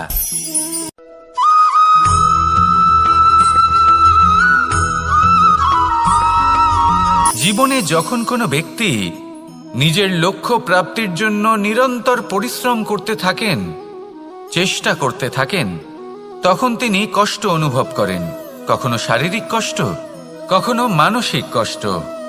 এবার উনি এটা ভাবতে থাকেন যে আমি কি উচিত করছি নাকি অনুচিত করছি। কারণ অন্যদিকে এমন একজন ব্যক্তিও আছেন যিনি একদমই পরিশ্রম চেষ্টা করছেন না। তিনি মদিরা পান করেন, বিলাসিতায় জীবন কাটান, অলস প্রকৃতির হয়ে ওঠেন, নিদ্রাতে বিলীন হয়ে থাকেন, আর ভাবেন যে তিনি সুখ লাভ করছেন। কিন্তু এরকম কেন হয়? কারণ যখন আমরা সৎ পথে থাকি, উচিত পথে চলি, লক্ষ্য প্রাপ্ত করার জন্য চেষ্টা করতে থাকি, তখন আমাদের ভেতরে থাকা নেতিবাচক শক্তি এবং পাপ এই দেহকে ত্যাগ করে দেয়। আর এই অনুভূতিটাই আমাদের দুঃখের অনুভূতি দেয়, কষ্ট দেয়। এবার সেখানে যদি আমরা কুপথে চলি, অনুচিত পথে চলতে থাকি, তাহলে আমাদের ভেতরে থাকা পুণ্য এবং ধনাত্মক শক্তি আমাদের দেহ ত্যাগ করে দেয়। আর এই অনুভূতির কারণেই আমরা সুখ অনুভব করি। কিন্তু কখনো ভাববেন যে এই সুখ বেশি সময় পর্যন্ত থাকে না। সেই জন্য সবসময় মনে রাখবেন, যদি আপনি জানেন যে এটাই আপনার লক্ষ্য, এটাই উচিত পথ, শুভ পথ, তাতে নিরন্তরভাবে এগিয়ে যেতে চেষ্টা করতে থাকুন। এই কষ্ট আপনাকে সুখের পরাকাষ্ঠায় কখন পৌঁছে দেবে তা আপনি জানতেই পারবেন না। আসুন আমার সাথে ভালোবেসে বলুন রাধা রাধা।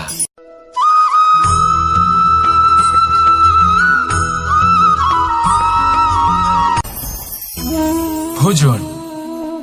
এবার ভোজন সংগ্রহ করার জন্য মানুষ কি না করেন, সবসময় চেষ্টা করতে থাকেন। ফসল উৎপাদনের জন্য অনেক পরিশ্রম করতে থাকেন, কিন্তু অনেক সময় অনেক পরিশ্রম করার পরেও ফসল ভালো উৎপাদন হয় না। এর কারণ কি? কারণ হলো এটাই যে আপনি পরিশ্রম হয়তো অনেক করেছেন, কিন্তু আপনার নজর তো সেই বীজের দিকে ছিলই না যা আপনি রোপণ করেছেন। সেই জন্য সবসময় কোনো বীজ রোপণ করার আগে তাকে পরখ করে দেখুন, তা অত্যন্ত আবশ্যক। আর সেইভাবেই যখনই কোনো কর্মের প্রশ্ন আসে, তাহলে সেখানে শুধুমাত্র পরিশ্রম যথেষ্ট নয়। সেই কাজের প্রতি আপনার কর্তব্য কি, আপনার উদ্দেশ্য কি, সেটা জানা হলো অত্যন্ত গুরুত্বপূর্ণ। তাই কর্ম করুন, কিন্তু সেই কর্মের প্রতি আপনার যা উদ্দেশ্য তার মাহাত্ম্য বুঝতে চেষ্টা করুন। তাহলে আসুন আমার সাথে ভালোবেসে বলুন রাধা রাধা।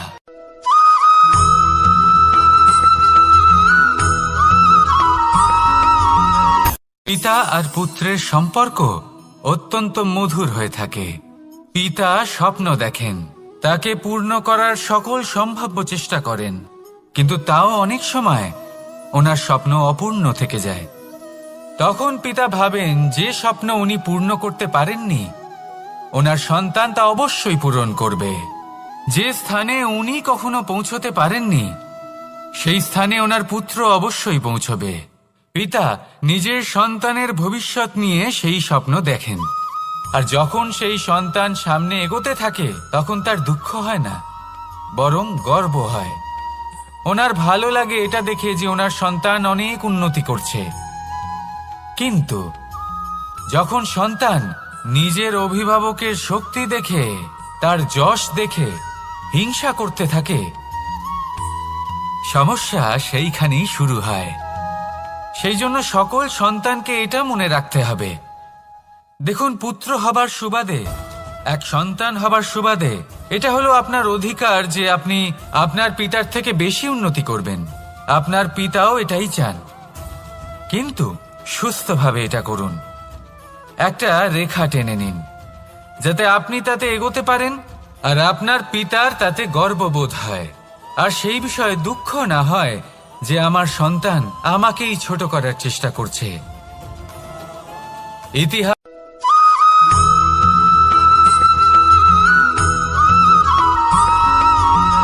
যখন আমরা কোনো বনে প্রবেশ করি, তখন এই সবুজ ঘাস দেখে, এই কোমল ঘাস দেখে আমাদের মন প্রফুল্ল হয়ে ওঠে। ভিন্ন ভিন্ন প্রজাতির ফুল, ভিন্ন ভিন্ন রঙের ফুল দেখে এই মন আনন্দে ভরে ওঠে। এখানে শিশুরা আনন্দ লাভ করে, বড়রা ভোজন গ্রহণ করেন, কথাবার্তা বলেন, হাঁটাহাঁটি করে বেড়ান।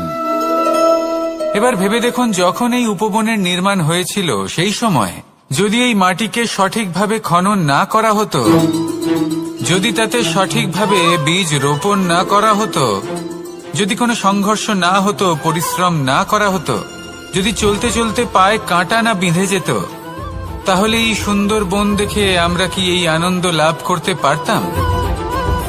কখনোই নয়। ধরুন কোনো নদীর তটে সুন্দর একটি বন আছে, সেই বনের আনন্দ লাভ করতে গেলে আপনাকে সেই নদী পার করতেই হবে। যদি সুখের নদীর কাছে পৌঁছতে চান, তাহলে তটে যে কাঁটা রয়েছে সেগুলোর সাথে সংঘর্ষ করতেই হবে। এই সংসারে যদি আপনি সুখ লাভ করতে চান, তাহলে সুখ লাভের এই যাত্রা শুরু করতে হবে সংঘর্ষ দ্বারা। তাহলে সংঘর্ষকে স্বাগত জানান, এর পেছনেই সুখ রয়েছে যা আপনার জন্য অপেক্ষা করছে। এবার হাসুন আর আমার সাথে ভালোবেসে বলুন, রাধা।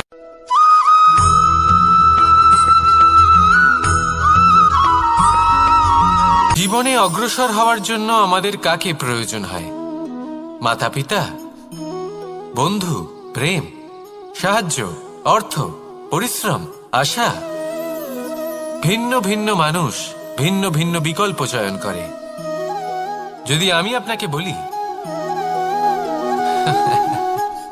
তাহলে জয় আর পরাজয়ের মন্ত্র দুটো শব্দের উপর নির্ভর করে, মেনে নেওয়া আর দৃঢ় হওয়া। যদি মেনে নেন তাহলে হেরে যাবেন, যদি দৃঢ় হন তাহলে নিশ্চিত রূপে জয়ী হবেন।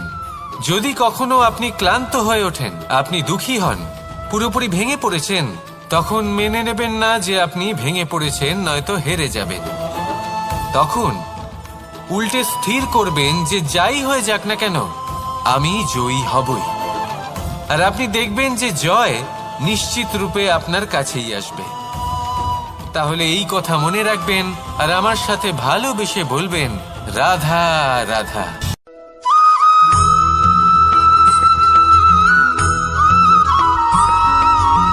এই সংসারে সব থেকে বড় ব্যক্তি কে? আপনি বলবেন, এ কেমন ধরনের প্রশ্ন? কিন্তু এটা হলো সব থেকে উচিত প্রশ্ন। কেউ এর উত্তর দেবে যে সেই মহাপ্রতাপী রাজা, তিনি হলেন সব থেকে বড় ব্যক্তি, সেই বড় রাজনীতিবিদ, তিনিই সব থেকে বড় ব্যক্তি। আমি আপনাকে জানাই যে সংসারের সব থেকে বড় ব্যক্তি হলেন তিনি, যার সাথে দেখা করলে আপনি নিজেকে ছোট মনে করবেন না। কোনো ব্যক্তি যিনি সবথেকে বেশি শক্তিশালী, আপনি যদি তার সামনে যান তাহলে উনি আপনার অন্তরের শক্তিকে বাইরে বের করে আনবে, আপনার অন্তরের লুকিয়ে থাকা শক্তিকে জাগ্রত করতে প্রেরণা প্রদান করবে। তিনি হলেন বড় ব্যক্তি, তিনি হলেন মহান ব্যক্তি। তিনি নন যিনি নিজের বল এবং ঐশ্বর্য দ্বারা আপনাকে তার সামনে ছোট প্রমাণ করবেন। এবং সেই জন্য মহাদেব আমার আরাধ্য হলেন আমার খুব প্রিয়। কারণ রাজা হোক বা ফকির, কেউ যদি ওনার সামনে যান তাহলে সে নিজেকে ছোট মনে করেন না। আপনিও যদি জীবনে অনেক বড় হতে চান তাহলে কাউকে কখনো নিজেকে ছোট মনে করতে দেবেন না। তার অন্তরে বড় হয়ে ওঠার প্রেরণা প্রদান করুন। আসুন আমার সাথে ভালোবেসে বলুন, রাধা রাধা।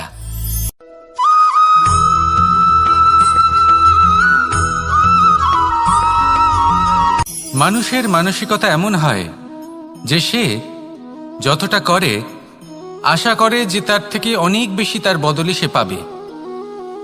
দেখুন, সবকিছুই আপনার ভাবনা চিন্তার উপর নির্ভর করছে। আপনি যদি ফলের বিষয়ে ভেবে কর্ম করতে থাকেন তাহলে সেটা অনুচিত। জীবনের আসল আনন্দ হলো নিজের কর্ম করতে থাকা, ফলের চিন্তা করা উচিত নয়। যদি আপনি এরকম ভাবেন যে আমি এতটা করছি, আমার এতটা পাওয়া উচিত, সেই ভাবনা অনুচিত। যদি আপনি সেবার মানসিকতা নিয়ে কর্ম করতে থাকেন, কর্মচক্রে প্রবাহিত হন, যদি আপনি এমন ভাবনা রাখেন যে আমি এতটা পাচ্ছি তাই এর থেকে অনেক বেশি আমি কর্ম করব, তাহলে নিশ্চিত রূপে আপনি যতটা করছেন তার থেকে অনেক বেশি আপনি পাবেন। আপনার আশার থেকে অনেক বেশি আপনি পাবেন। শুধু জীবনে অনেক বেশি কাজ করতে থাকুন, ফলের চিন্তা করবেন না। আর মনে রাখবেন, এই ভাবনাই সব থেকে বড় বীজ। কর্মের উপর বিশ্বাস রাখুন। জীবনে যা যা আপনি চান সবই সুখময় হবে। আসুন আর আমার সাথে ভালোবেসে বলুন, রাধা রাধা।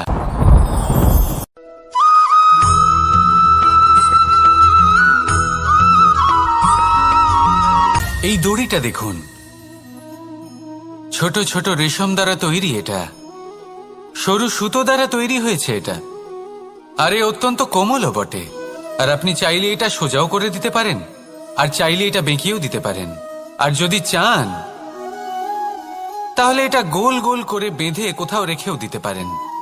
এবার এই কোমল দড়ি যদি কোনো নিষ্ঠুর কঠিন পাথরে বারংবার জড়িয়ে দেওয়া হয় তাহলেও তাকেও কাটতে পারে, নিজের ছাপ ছেড়ে যেতে পারে, সেটার আকারও বদলে ফেলতে পারে।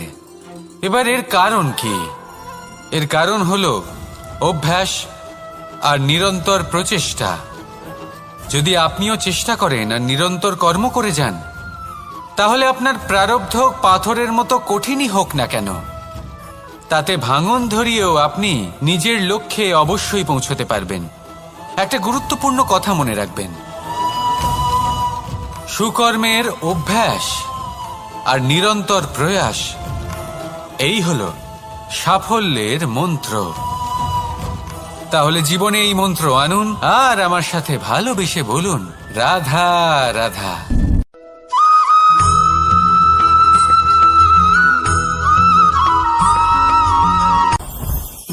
জীবনে কিছু শেখা অত্যন্ত গুরুত্বপূর্ণ। এবার কি কি শিখতে হবে সেই সব শেখানোর জন্য অনেক শিক্ষক রয়েছেন, কিন্তু কি শিখবেন না আর কি করবেন না এটা আমাদের নিজের অভিজ্ঞতা দিয়ে শিখতে হয়। কিন্তু তার মানে এটা নয় যে যদি আপনাকে শিখতে হয় যে আগুনের তাপ কতটা, আপনাকে আগুনের মধ্যে হাত দিতে হবে না। অন্য কারোর অভিজ্ঞতা দ্বারাও শিখতে পারেন। প্রশ্ন শুধুমাত্র একটাই যে আপনি কি শিখতে চান নাকি চান না। যদি আপনি এটাই ভাবেন যে আমি শুধুই নিজের অভিজ্ঞতা দ্বারাই শিখতে চাই, তাহলে জীবনকাল ছোট মনে হবে, অনেক কিছুই শিখতে পারবেন না। তাই নিজের সাথে সাথে বড়দের অভিজ্ঞতা দ্বারাও শেখা শুরু করে দিন। এই সংসারের অভিজ্ঞতা দ্বারা শিখতে শুরু করে দিন। আর এটা নিশ্চিত রূপে শেখা আবশ্যক যে কখন কি করবেন না, কোথায় থামতে হবে আর কোথায় থামবেন না। তাহলে আসুন আর আমার সাথে ভালোবেসে বলুন, রাধা রাধা।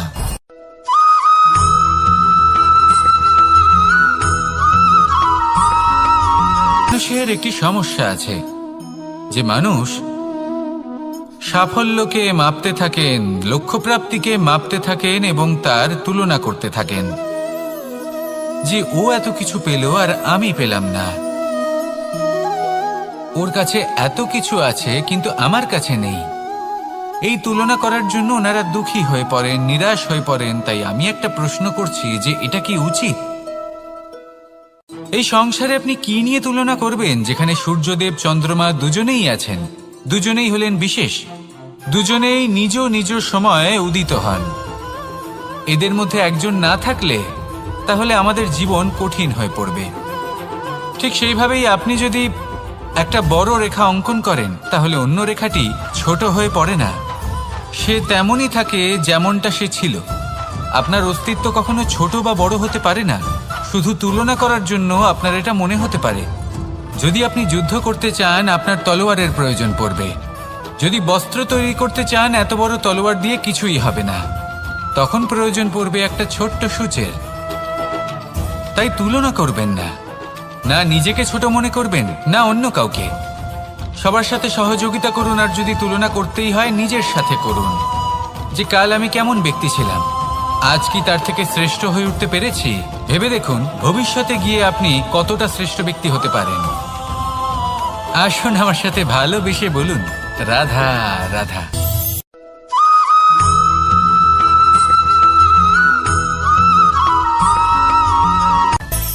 মানুষের মধ্যে একটা বিচিত্র প্রবৃত্তি থাকে, অন্য সকলের বিষয়ে, তাদের জীবনের বিষয়ে, তাদের ব্যক্তিত্বের বিষয়ে, তাদের ভবিষ্যতের বিষয়ে অনুমান করা।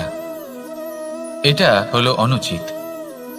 কারোর অতীতকালকে দেখে লোকে ভবিষ্যৎ বলে দিতে পারেন, বর্তমানকে দেখে ভবিষ্যতের বিষয়ে অনুমান করে ফেলেন। উদাহরণ দিতে হলে বলবো কোনো দাসকে দেখুন, ওকে দেখে লোকে বলে যে ওর ভবিষ্যৎ সেটাই হতে পারে, অনুমান করে ফেলেন। আর এই রাজাকে দেখুন, উনি তো কত সুখী হবেন, উনি তো জগতের সব থেকে অধিক সুখী মানুষ, কত সুখ সুবিধা আছে ওনার কাছে, ধারণা করে ফেলেন। তবে সত্য তো এটাই যে কারোর ব্যক্তিত্বের বিষয়ে, তাদের ভবিষ্যতের বিষয়ে আপনি পূর্ণ সত্য কখনোই বলতে পারবেন না, শুধু অনুমান করতে পারবেন। আর এই অনুমান করে সত্যি কোনো লাভ হয় না, কারণ এই কাল সেটা হলো অত্যন্ত শক্তিশালী। কালো থেকে কালোতর কয়লাকেও হিরেতে পরিণত করতে পারে, অনেক বড় বড় রাজাকেও বিদূষক বানিয়ে ফেলতে পারে এক মুহূর্তেই। তাহলে আপনি অনুমান করে কি লাভ? কি পেলেন অনুমান করে? সেই জন্য কারোর বিষয়ে কোনো অনুমান করবেন না, তার ভবিষ্যতের বিষয়ে অনুমান করতে যাবেন না, কারোর বিষয়ে কোনো ধারণা করে নেবেন না। কিছু করতে হলে ভালোবাসুন, সবার মধ্যে ভালোবাসা ছড়ান, সবার মধ্যে ধন্যাত্মক ভাব ছড়ান। এই মন প্রসন্ন হয়ে বলবে রাধা রাধা।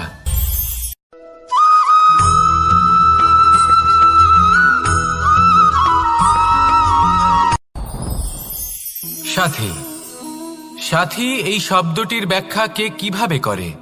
মিত্র, সখা, বন্ধু, কিন্তু অর্থ একটাই, তিনি যিনি আপনার সঙ্গী হন আর তিনি যার সাথী আপনি হন। এবার সব থেকে বড় প্রশ্ন হলো এটাই যে তিনি কে হতে পারেন যাকে আপনি আপনার সাথী বলে মেনে নিতে পারেন, নিজের সখা, নিজের মিত্র, নিজের বন্ধু মেনে নিতে পারেন। আপনার সাথী হলেন তিনি যিনি দুঃখের সময় আপনার পাশে থাকবেন, আপনার হাত ধরে থাকবেন। আপনার সাথী হলেন তিনি যার হাত আপনি নিজের সুখের দিনে ধরে থাকবেন। সেই সাথীরই হাত ধরুন যিনি দুঃখে সবসময় আপনাকে সাহায্য করার জন্য তৎপর হয়ে থাকেন, আপনার পাশে থাকেন, আর যাকে সুখের দিনে আপনি আপনার সাথে রাখতে পারেন। আর যখন আপনার সাথে আপনার এই সাথী থাকবে তখন আপনি এটা বুঝবেন যে যখন জীবনে দুঃখ আসে তখন এই দুঃখ কমে যায়, সবার মধ্যে ভাগ হয়ে যায়। আর যদি তখন সুখ আসে তাহলে সেটা সবার উপস্থিতিতে আরো বেড়ে যায়। এটাই হলো প্রেম, এটাই হলো ভালোবাসা, এটাই হলো সঙ্গ। যেমন সম্পর্ক আমার আর রাধার মাঝে। তাহলে আসুন আর আমার সাথে ভালোবেসে বলুন রাধা রাধা।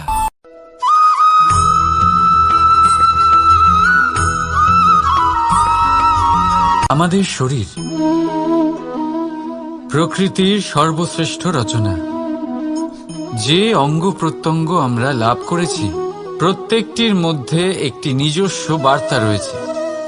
একটু ভেবে দেখুন, দুটি চোখ দিয়েছে দেখার জন্য, দুটি কান দিয়েছে শোনার জন্য, নাসিকাও আছে দুটি, দুটি হাত দিয়েছে দ্বিগুণ পরিশ্রম করার জন্য। কিন্তু জীব শুধুমাত্র একটি। তার উপরেও তীক্ষ্ণ বলিষ্ঠ দাঁত দিয়েছে তার রক্ষার জন্য। কখনো ভেবে দেখেছেন কেন?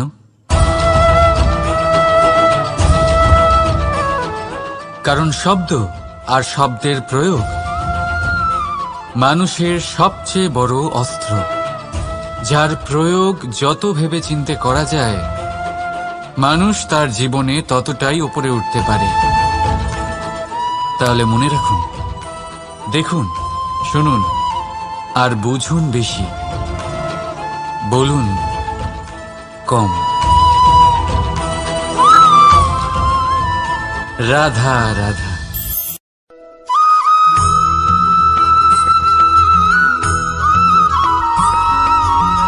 এই সংসারে সব থেকে বড় ব্যক্তি কে?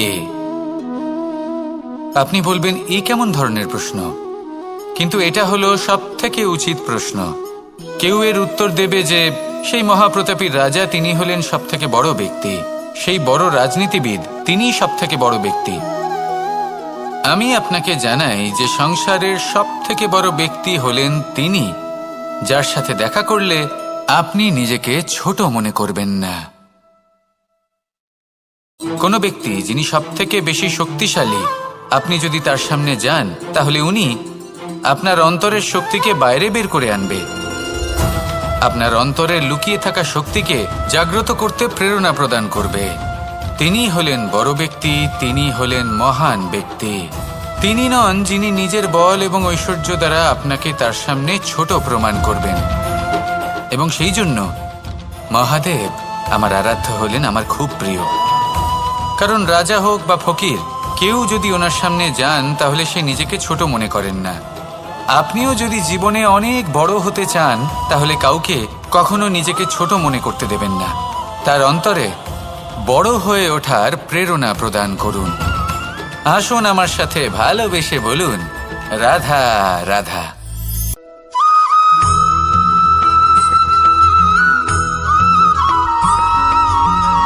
পুরুষার্থ।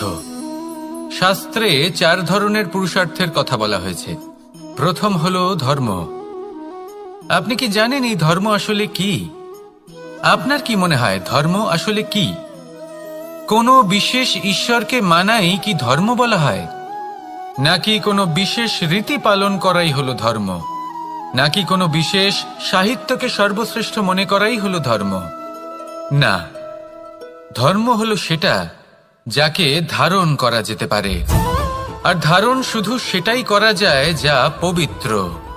পবিত্র শুধু তাকেই বলা হয় যা নিঃস্বার্থ, যার মধ্যে শাসন করার কোনো ইচ্ছে নেই,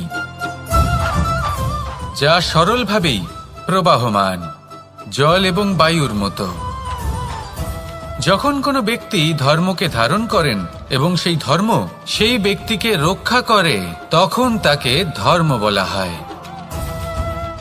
ধর্ম যা রক্ষা করে অহংকার থেকে, খারাপ চিন্তার হাত থেকে। সেই জন্য পুরুষার্থ গড়ে তোলার আগে, ধর্ম পালন করার আগে ধর্মের প্রকৃত অর্থ কি সেটা বুঝে নিন। এটা জেনে রাখুন যে সমস্ত ধর্মের আধার, সমস্ত ধর্মের ভিত শুধুমাত্র ভালোবাসা। আসুন আর এই ভালোবাসার সাথেই বলুন রাধা রাধা।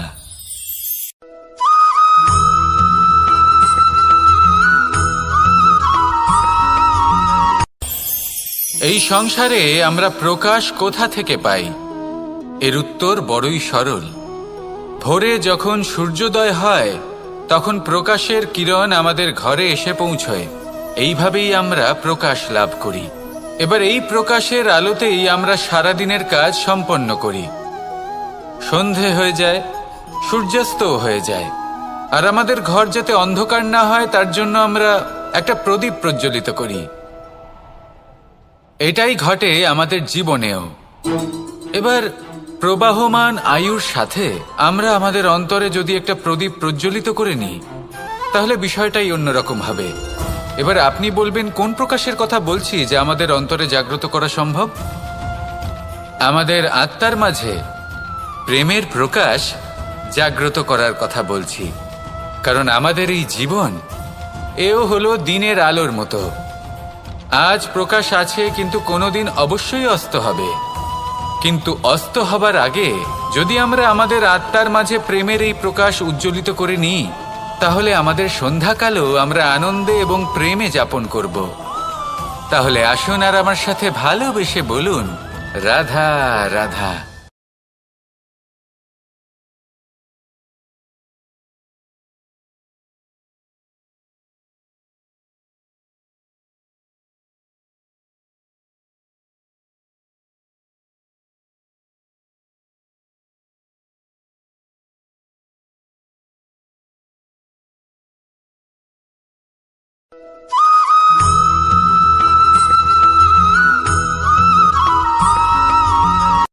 সংসারে আমাদের জীবনে যখন কোনো সুখ বা দুঃখ আসে, তার জন্য আমরা কাউকে না কাউকে অবশ্যই দায়ী করে থাকি, তাই না?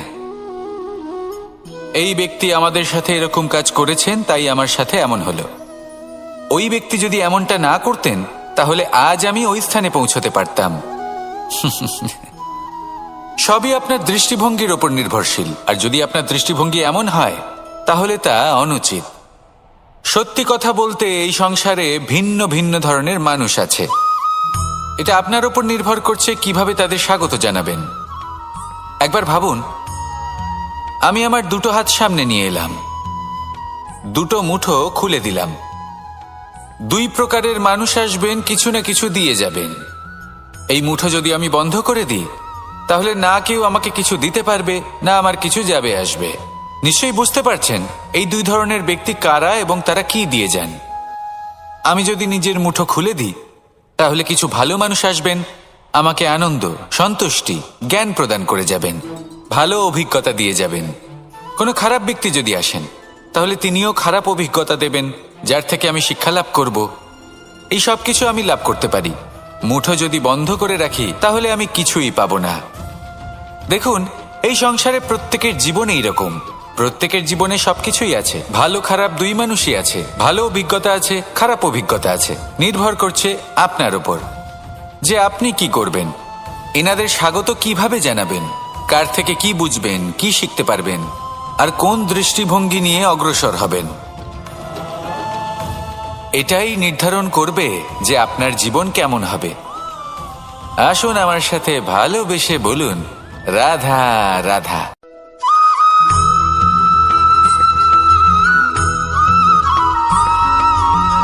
ভালো, শুধু ওনাদের কঠোর ব্যবহার দেখলে আমরা একটু ভয় পেয়ে যাই।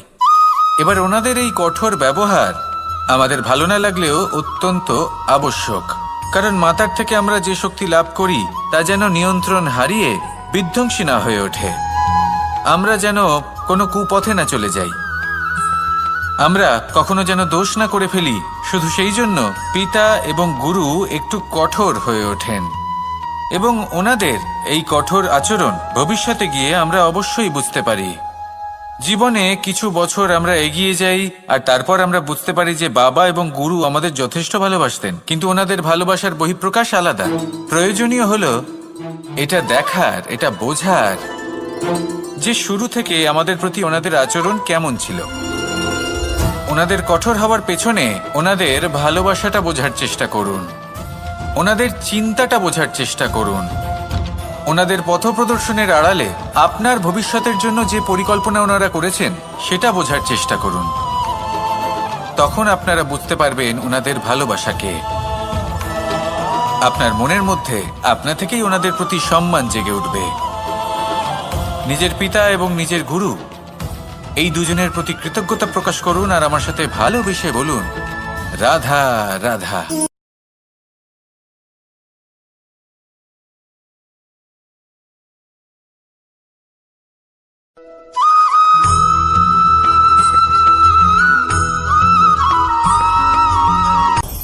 আপনি কখনো পর্বতের শিখরে উঠেছেন? আপনি দেখতে পাবেন পর্বতের পদতলে প্রচুর সুন্দর ফুল রয়েছে, সবুজ বনানী রয়েছে। যত আপনি ওপরে উঠতে থাকবেন তত ফুল কমতে থাকবে, সবুজ বনানী কমতে থাকবে। আরো কিছুটা ওপরে উঠলে কাঁটা জাতীয় গাছ দেখতে পাবেন, শুকনো গাছ দেখতে পাবেন। আরো যদি ওপরে ওঠেন তাহলে পাষাণ দেখতে পাবেন। আরো ওপরে উঠলে হিমখণ্ড দেখতে পাবেন। এই যে পর্বত, তা মনুষ্য জীবনের সবথেকে উত্তম উদাহরণ। মানুষ যখন সাফল্যের শিখরে পৌঁছতে চান, মহানুভবতার শিখরে পৌঁছতে চান, পথে যত আস্তে আস্তে উপরে উঠতে থাকেন ততই ভৌতিক বস্তু তার থেকে বিচ্ছিন্ন হতে থাকে। যদি তিনি সেই ভৌতিক বস্তুগুলি ত্যাগ না করতে পারেন তাহলে কখনোই সেই স্থানে পৌঁছতে পারবেন না। আর মানুষ যদি উচিত ত্যাগ করতে পারেন, পথে অগ্রসর হতে থাকেন, এগোতে থাকেন, তাহলে একদিন না একদিন তিনি মহানুভবতার, জ্ঞানের, সাফল্যের হিমের স্বাদ অবশ্যই লাভ করবেন। মনে রাখবেন, মানব জীবনে ত্যাগ হলো অত্যন্ত গুরুত্বপূর্ণ অংশ। আসুন আমার সাথে ভালোবেসে বলুন, রাধা রাধা।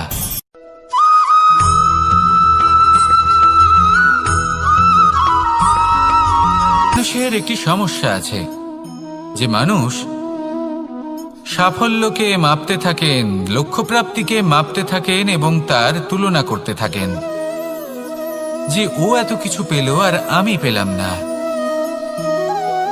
ওর কাছে এত কিছু আছে কিন্তু আমার কাছে নেই। এই তুলনা করার জন্য ওনারা দুঃখী হয়ে পড়েন, নিরাশ হয়ে পড়েন। তাই আমি একটা প্রশ্ন করছি যে এটা কি উচিত? এই সংসারে আপনি কি নিয়ে তুলনা করবেন, যেখানে সূর্যদেব, চন্দ্রমা দুজনেই আছেন, দুজনেই হলেন বিশেষ, দুজনেই নিজ নিজ সময়ে উদিত হন। এদের মধ্যে একজন না থাকলে তাহলে আমাদের জীবন কঠিন হয়ে পড়বে।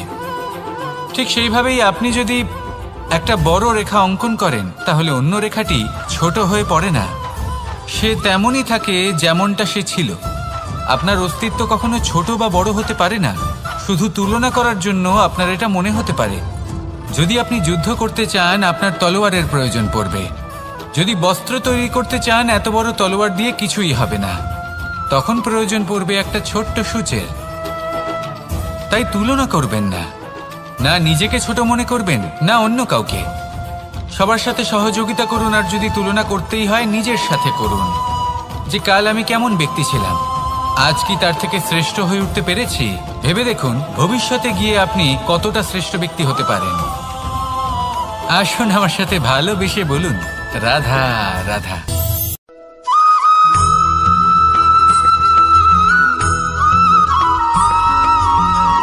জীবন কিসের উপর নির্ভরশীল? ধনের ওপর, বৈভবের অনুভব যদি আপনি করতে চান তাহলে তা পাবেন শুধু একতার দ্বারা, সংগঠনের দ্বারা। যদি আপনাকে উদাহরণ দিই, নিজের এই হাতটাকে দেখুন, 5টা আঙুল রয়েছে। কোনো একটা বস্তুকে নিজের একটা আঙুল দ্বারা তুলে ধরার চেষ্টা করে দেখুন, বড়ই কষ্ট হবে। তখন আপনি বুঝতে পারবেন যখন এই 5টি আঙুল একত্রিত হয় তখন কোনো কাজ কতটা সহজ হতে পারে। এটাই হলো শক্তি, একতার। সব থেকে ভালো উদাহরণ যদি আপনাকে দিই তাহলে বাঁশি। এই বাঁশি থেকে অত্যন্ত মধুর সুর নির্গত হয় যা সবার মন প্রসন্ন করে দেয়। এই কথা সত্যি, কিন্তু এই বাঁশি আমি একটা বা দুটো আঙুল দিয়ে বাজাতে পারবো না। আমাকে প্রত্যেকটা আঙুল ব্যবহার করতেই হবে, তবেই এর থেকে মধুর সুর নির্গত হবে যা সকলকে প্রসন্ন করবে, ঠিক কিনা? ঠিক এইভাবেই যদি আপনি চান যে আপনার জীবনরূপী বাঁশি থেকেও মধুর সুর নির্গত হোক বা সবার মনকে প্রসন্ন করে তুলুক, তাহলে আপনাকেও জীবনে একতা নিয়ে আসতেই হবে। আপনি একাও কর্ম করতে পারেন, পথ চলতেও পারেন, সামনেও এগোতে পারেন, সাফল্যও লাভ করতে পারেন।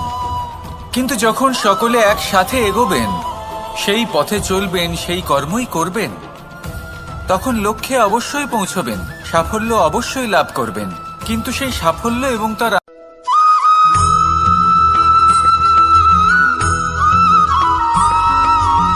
কখনো কখনো আমরা ভাবি যে কোনো ব্যক্তি যিনি ধর্মের পথে চলেছেন, যদি তার দ্বারা কোনো ভুল হয়ে থাকে তাহলে নিয়তি তাকে সেই মুহূর্তেই কঠোর শাস্তি দেন। কিন্তু সেই সব মানুষ যারা সংসারের সবথেকে বড় অধর্মী, বহু নিকৃষ্ট মানের কাজ করেন, তাদের নিয়তি অনেক সুযোগ দেন। তাদের নিয়তি এরকম কঠোর প্রহার করেন না।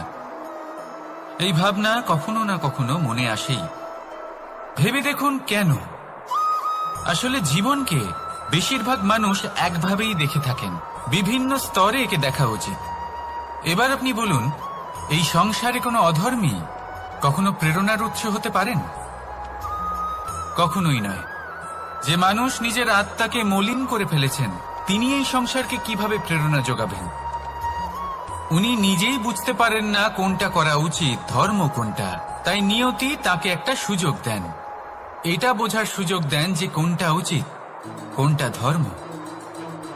সুযোগ দেন নিজের বিবেক জাগিয়ে তোলার, তাকে সুযোগ দেন নিজের অন্তরাত্মার ডাক শোনার। যখন তাতেও কাজ হয় না, তখন নিয়তির কাছে একটাই পথ বাকি থাকে, আর তা হল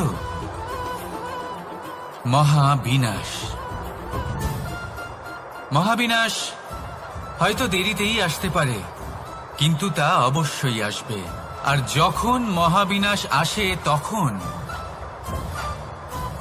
মহাবিনাশের যন্ত্রণা সমগ্র মানব জীবনের যন্ত্রণার থেকে অনেক বেশি হয়। এই কথাটা সবসময় মনে রাখবেন। আর অন্যদিকে যে মানুষ ধর্মের পথে চলছেন, তার দ্বারা যদি কোনো ভুল হয়ে থাকে, তখন নিয়তি তার পরীক্ষা নেন। কিছুক্ষণের জন্য মানুষের মনে হতে পারে নিয়তি তাকে কঠোর শাস্তি দিয়েছেন।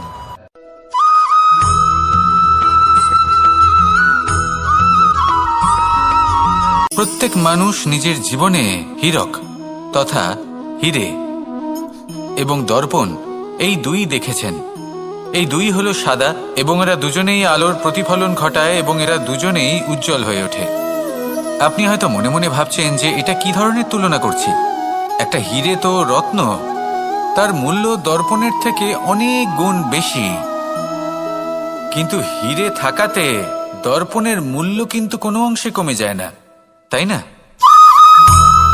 মানুষ যখন হিরে নিজের হাতে নেয়, তখন সবার আগে কি খোঁজে?